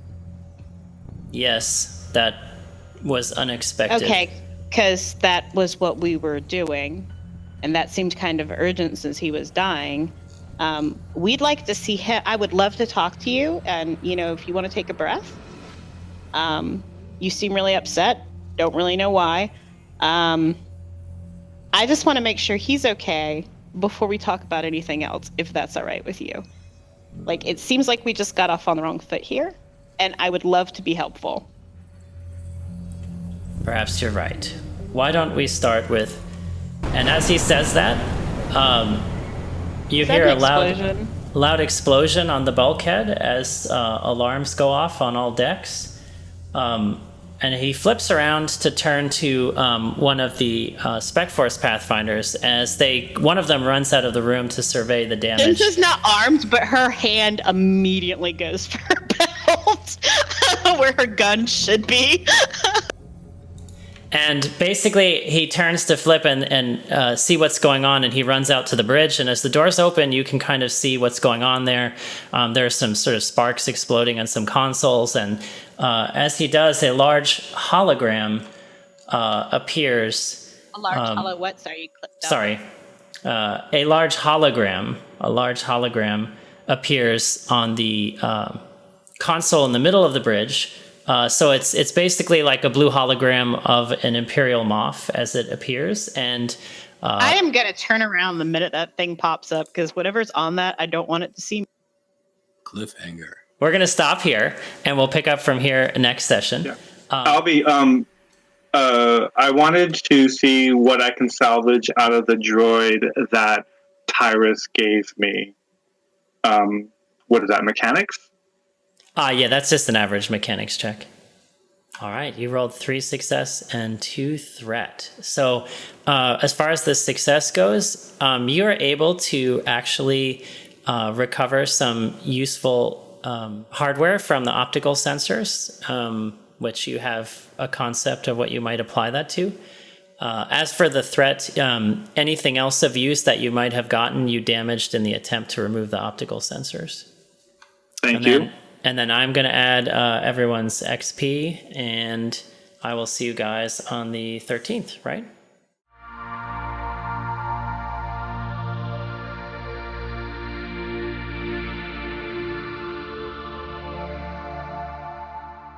That about wraps it up for tonight's episode. Hope everyone enjoyed it.